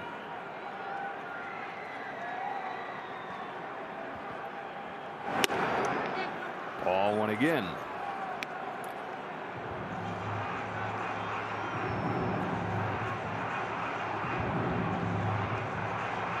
Struggling so far to get the ball down by the knees with either pitch. Will down there low.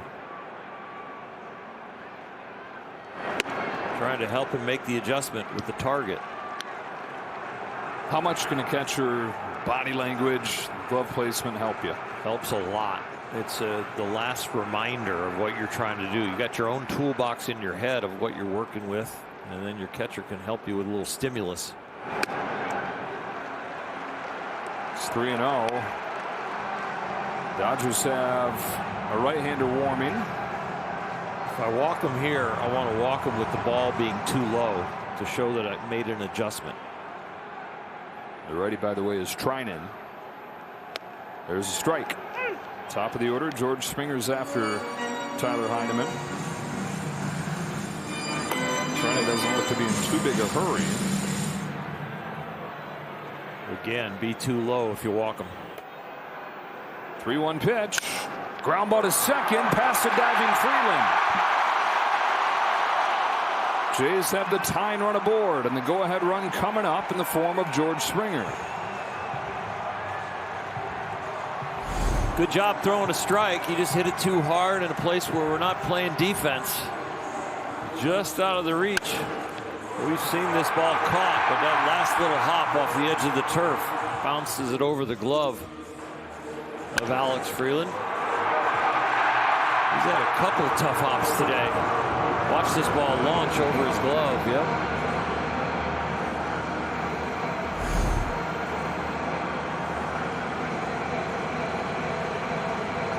Well, Dreyer will stay on to face George Springer. Pinch runner, by the way, Miles Straw, representing the tying run, will go over there and pinch run for the catcher Heineman. So they leave Dreyer on with the left-handed batting Varsho next. After that, it's Vlad Jr., and that's where Trinan would be called upon. See if Dreyer can figure it out and ensure that this inning doesn't get to Vlad Jr. Springer's 1 for 3 today. Tying run at first here in the 7th. Dreyer to Springer. Driven the other way. Tucker's going back onto the track. It's off the top of the wall. Runners had to wait to make sure, so just one scores. A double from George Springer makes it 3-2.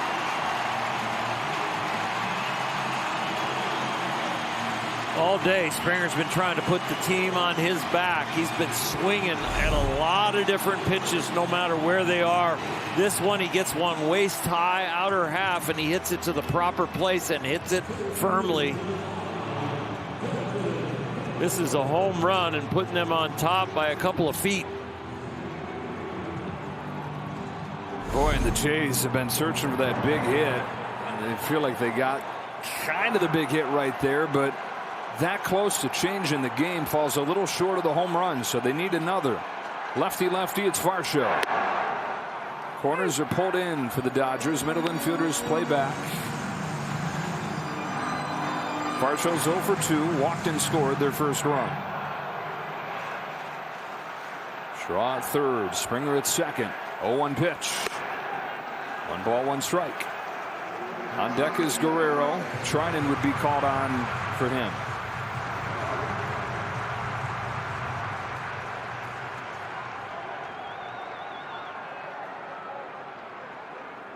The 1-1 pitch.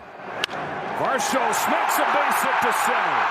Straws in to score. Springer stopped at third. The game is tied.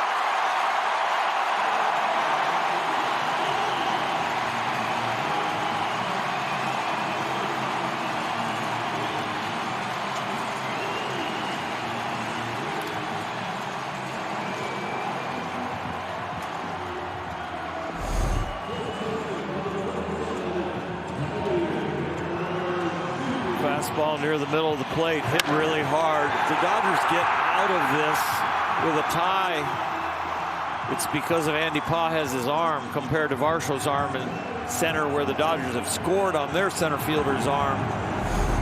Toronto is held because of Andy Pajez's arm. 4 of the 5 batters that Jack Dreyer faces reach base here. 3 hits and a walk. Jays have tied it. They've got first and third, still just 1 out, and Trinan's coming on for Guerrero.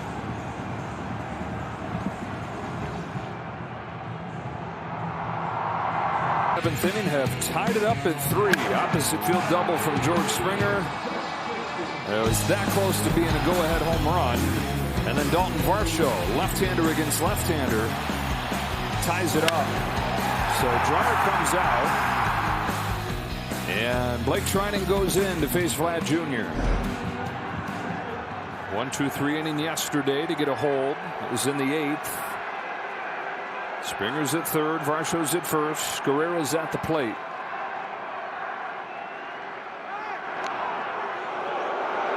Guerrero's last time up, his first extra base hit in this ballpark this year.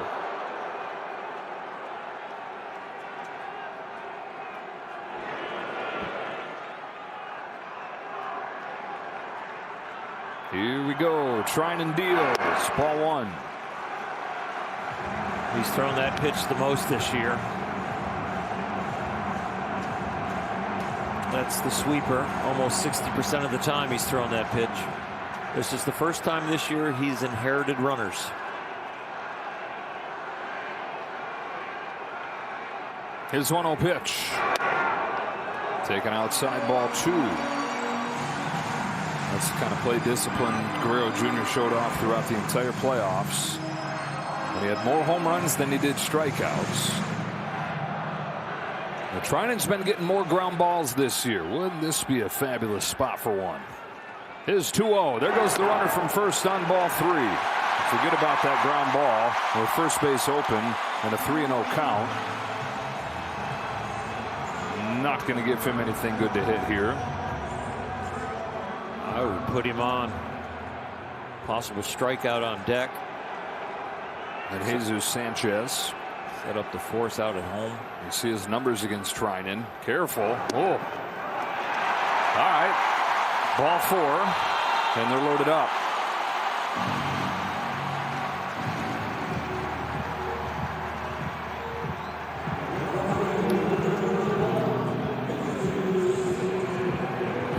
Always smiling. Jesus Sanchez, 1 for 3, doubled back in the third. The lone run against Ohtani.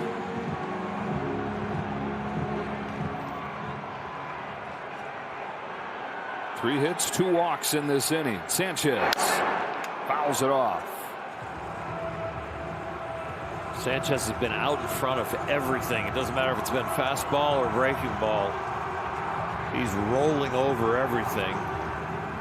Dodgers might have to make the tough double play, which is from the right side to Miguel Rojas at shortstop if they get the ground ball to the right side. 3-6-3 or 4-6-3 they're looking for.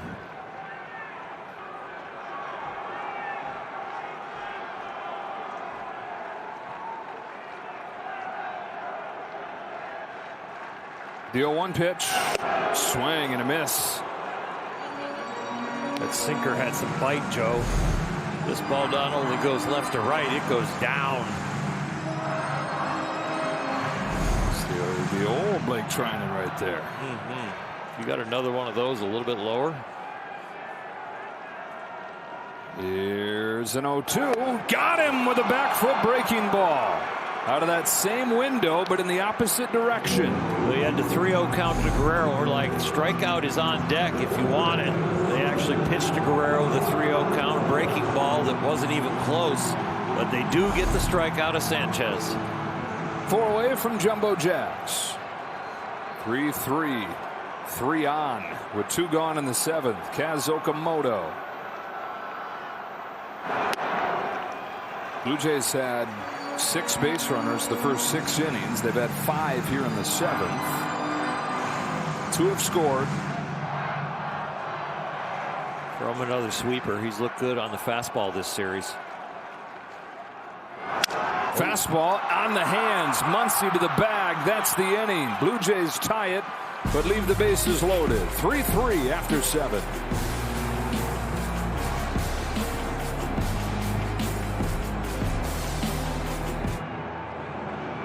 Dodgers have announced that Davey Lopes has passed away at the age of 80.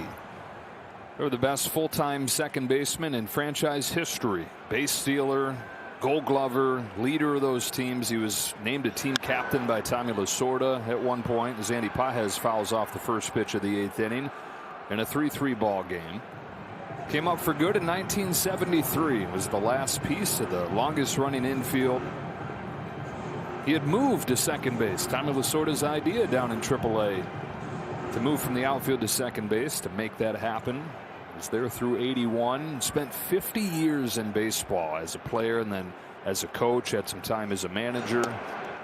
And 5 seasons as a Dodger base coach towards the end of his career. 418 stolen bases. Only Maury Wills had more than Davey Lopes in a Dodger uniform. 1 ball and 2 strikes on Pages. Significant contributor to the Dodger organization in the championship years, and a significant contributor to all of baseball. Probably one of the best base stealing coaches there ever has been. Dave Roberts was talking about that today. He had him in San Diego as a first base coach when he was a player.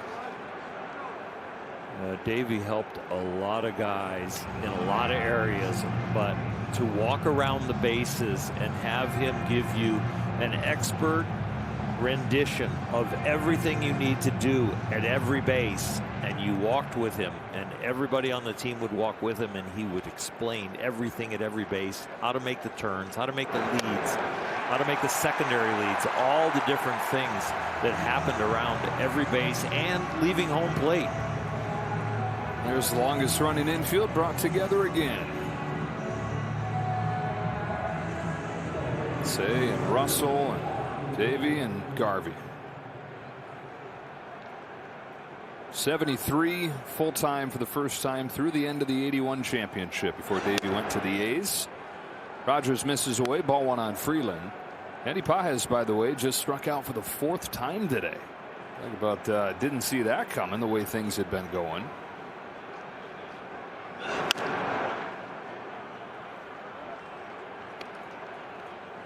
Some defensive changes after the pinch hitters, the pinch runners. Schneider's in left, Sanchez flips over to right, and Brandon Valenzuela replaces Tyler Heineman at catcher after Straw had pinch run for him. Going to have to be somebody else for the Dodgers today, with Pages carrying so much of the load the first couple weeks of this season.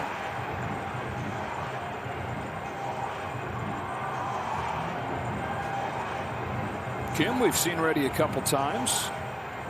Rojas' spot is due next. See if Dave Roberts goes with Kim.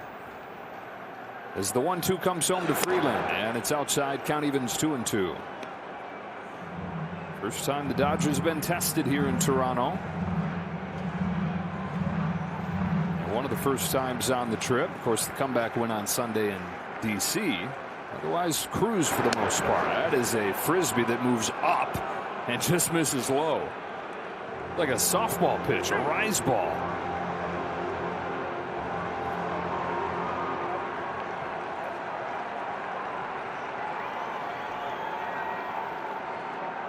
The payoff. Outside corner to get him. And Freeland hangs on to the challenge. So close. Does it nick the strike zone? Looks wide. Well, that's where losing a challenge on the very first pitch of the ball game, you said it, you kind of then become hesitant to be the guy that uses that last one. But it's the 8th inning now in a tie game. Go ahead. Rojas. Soft bounce at a second. Ernie Clement. And a 1-2-3 inning for Tyler Rogers.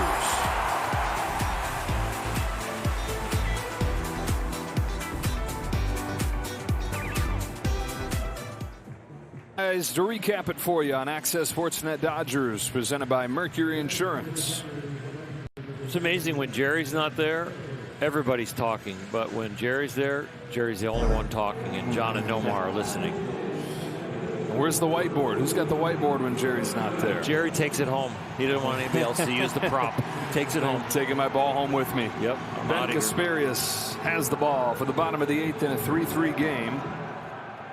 Blue Jays have Clement, Schneider, Jimenez coming up. First pitch, fly ball, center field, Andy Pages. Good way for Kasparius to start as he tries to get back on track. First 2 outings of the year didn't give up a run, but then allowed the home run in D.C. on Saturday.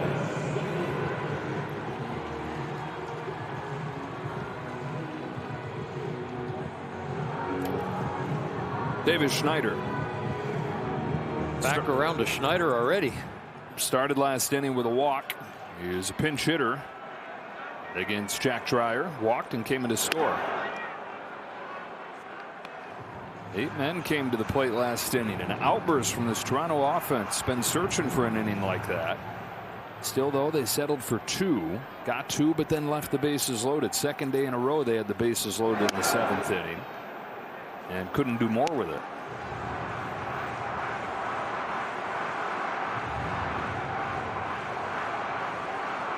They're 1 for 20 this year, by the way, with the bases loaded.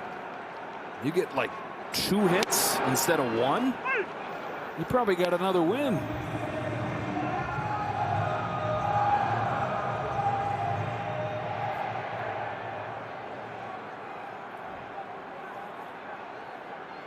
Kasparius fires 2-1 and misses high, ball 3.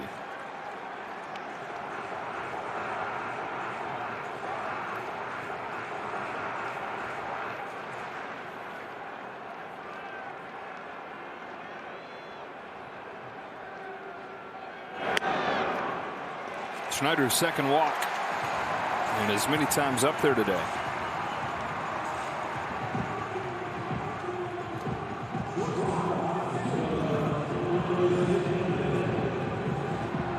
Jimenez is 0 for 3.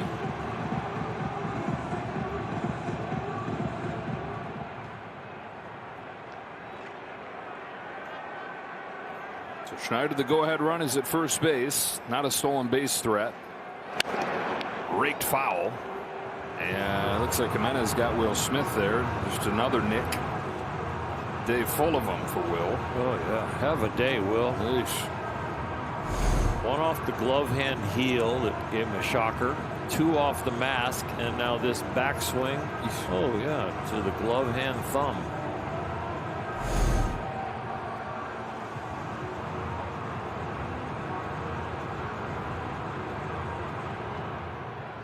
Lofty coming at a good time for the catcher.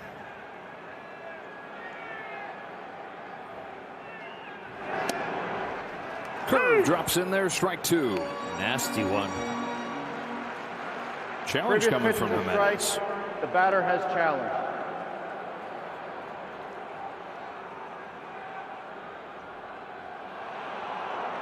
Yeah, that's a strike. Toronto has 1 challenge remaining. Shows you how good that curveball was. It dropped off the table, and he thought it went farther. Landed perfect. Still 1 challenge left for the Blue Jays. Both sides with 1 challenge. Here in the last of the 8th. No balls and 2 strikes. Here it comes. Doubles up on it. Bouncing ball into center. Base hit. Schneider goes to third. Go ahead run 90 feet away.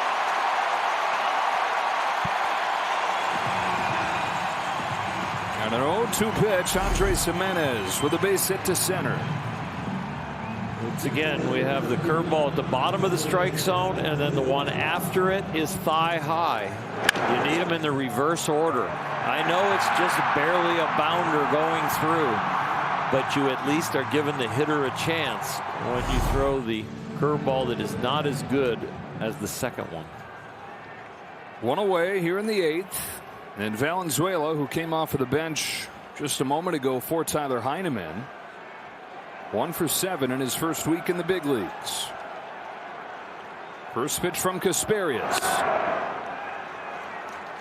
1 ball, no strikes.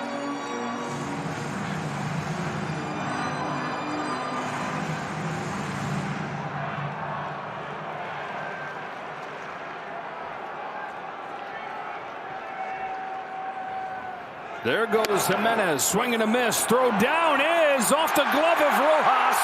Schneider comes in to score. Blue Jays take the lead. Rojas squeezes that. Schneider's not going anywhere. The ball gets by, and the Blue Jays have retaken the lead here in the 8th.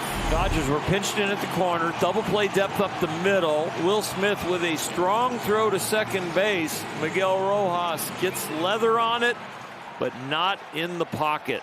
And so it gets away and the run scores. Dodgers have the top of the order coming up with Ohtani next inning. So Dave Roberts was going to let them have the run at third and get a double play up the middle. With confidence in his offense, the way they have scored, especially at the top with Ohtani, Tucker, and Smith coming up. 2-1 to Valenzuela. Dodgers just 1 error the first 11 games, 2 of them today.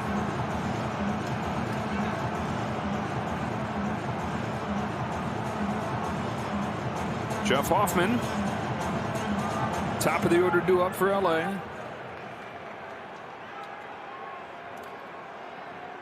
And what has been a back and forth ball game. Jays got the first run. Dodgers then scored 3 in a row. Blue Jays have responded with 3 in a row.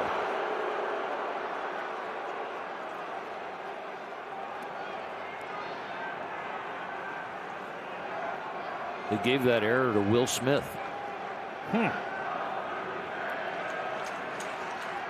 Jimenez dancing. Kasperius throwing. And a bouncing ball to second for Freeland. Waits for Freeman to get to the bag and throws him out. It's the correct place to give the error. It's just a tough error. Did the throw bounce? It did. Yeah. But the, Will wanted to get rid of it quick. They wanted to cut the runner down at second, and Miggy wanted a quick tag to hold the runner at third. And I think that's why you have the error, because Miggy is trying to do something in a way. I don't know if it bounced. Yeah, barely, I think. But it's a tough error either way. We can take another look at it just to make sure. Strike 1 on George Springer. Doubled off of the wall his last time. Boy, that was a tough angle to see if it bounced. Flying to right field. Kyle Tucker waits on it. And that'll send this game to the 9th. Whether it bounced or not, the Blue Jays have gotten a run and taken the lead. Top of the order coming up for the Dodgers. Ohtani, Tucker, and Smith.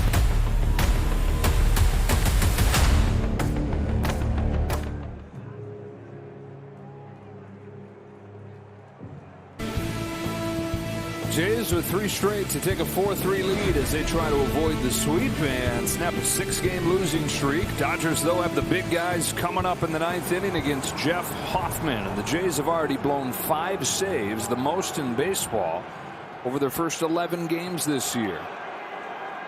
Dodgers came back to win the finale in D.C. from way down just 1 here. Ohtani, Tucker, and Smith. First pitch of the 9th. This swung on and missed.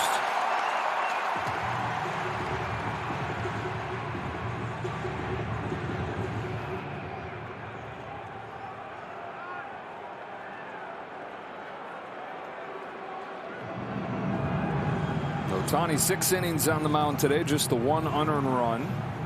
The Dodger bullpen that had been so reliable throughout this road trip and really all year, giving up the 3. On an 0-1. Shohei takes. Woo. Bullpen was so good. 1 earned run and 7 innings pitched in the first 2 games. But yeah, today, rough patch. 3 home runs on the trip for Ohtani. Tried to make it 4. Came up empty. Well, the Dodgers have been winning with home runs and hitting with runners in scoring position. 2 for 9 with runners in scoring position today. No extra base hits. Right there, strike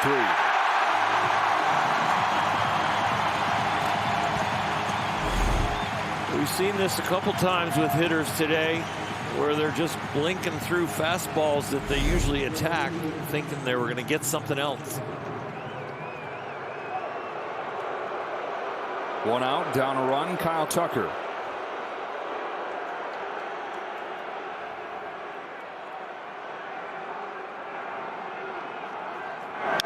Strike 1. You know, extra personal, this outing for Jeff Hoffman. It'll take a lot for him to put behind him Game 7 of the World Series.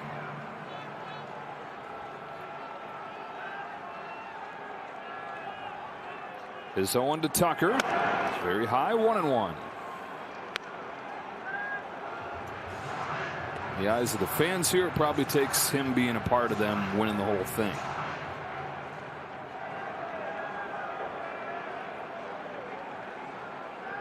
This is 1-1 pitch.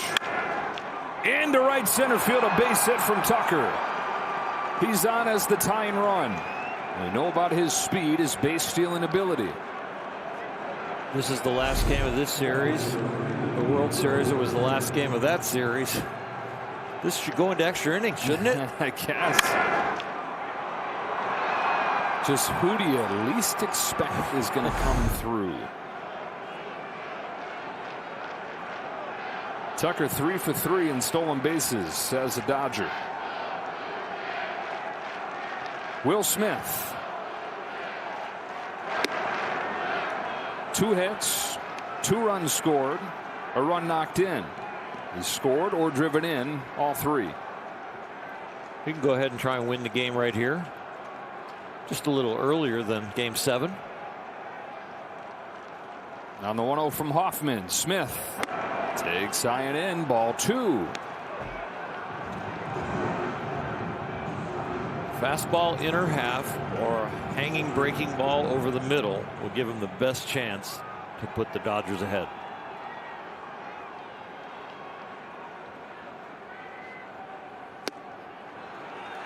Two balls, 1 strike.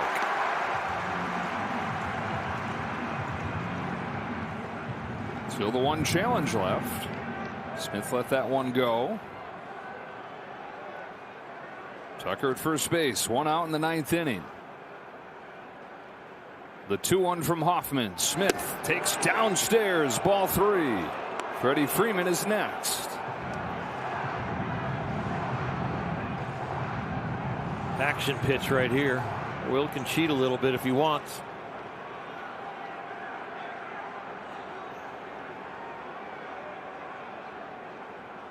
The 3-1. Inside edge, full count.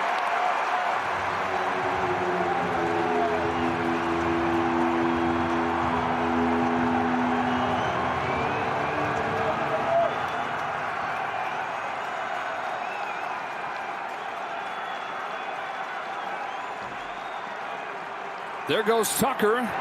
Ball 4. He can walk into second. Tying run is in scoring position. Go ahead run is on base. Dodgers refusing to just roll over here. Erased a 5-run deficit on Sunday in D.C. This a meager tin soldier they're looking for to extend this game.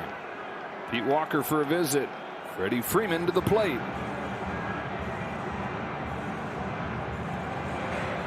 Will Smith, by the way, aboard for the 4th time today. 2 hits, 2 walks. And now Freeman has got 2 hits of his own in this ballgame. Freddie won't wait around if he gets a pitch he likes. We have seen him in the biggest of situations hop on a first pitch fastball.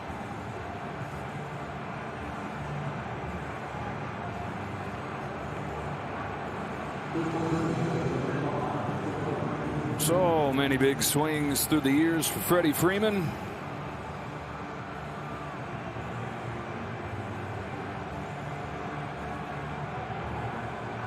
The 36-year-old is 5th year with the Dodgers. Above 400 this year with runners in scoring position. Tucker at second, Smith at first. First one from Hoffman is a little bit low.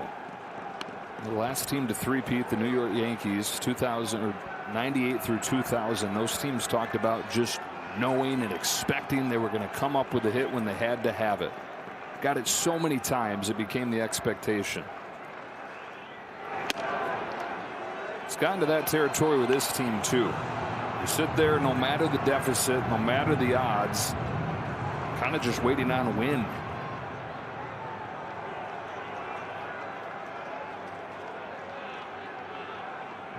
On a 2-0 pitch, Freeman fouls it off, strike 1. Dodgers have 1 challenge left, and it is automatic challenge on anything borderline now. Just can't hesitate.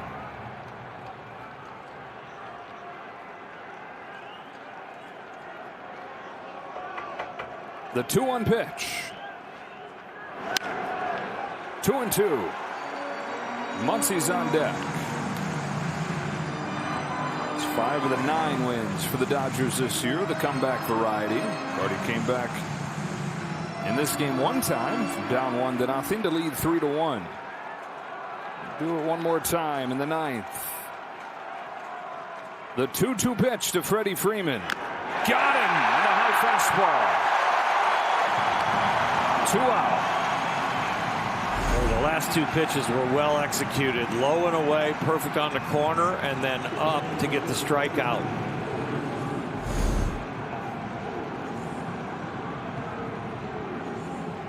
Up to Muncie. 0 for 2, 2 walks.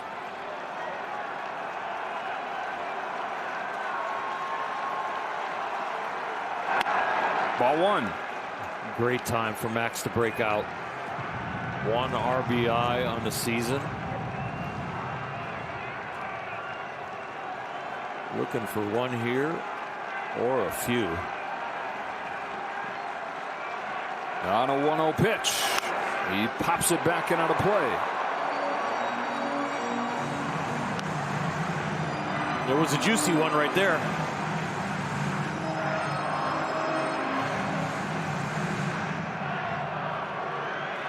Tucker singled. Smith walked. Hoffman to Muncie. The 1-1 pitch. Tapper back to the mound. Hoffman's got it. Throws to first in time, and that's the ball game. And Flad points to the sky as they snap this 6-game losing streak and keep the Dodgers 1 game shy of a perfect road trip. It should be a happy flight. It would have been a huge flight going home if it was perfect, but they played well on this road trip. It's a 5-1 trip. And a 9-3 start for the Dodgers as the Blue Jays salvage the final game of this series. 4-3 the final score for Earl Hershiser, Kirsten Watson, and the rest of our crew. Joe Davis saying so long from Canada. We're headed through customs and back to L.A. Homestand begins on Friday night against the Texas Rangers.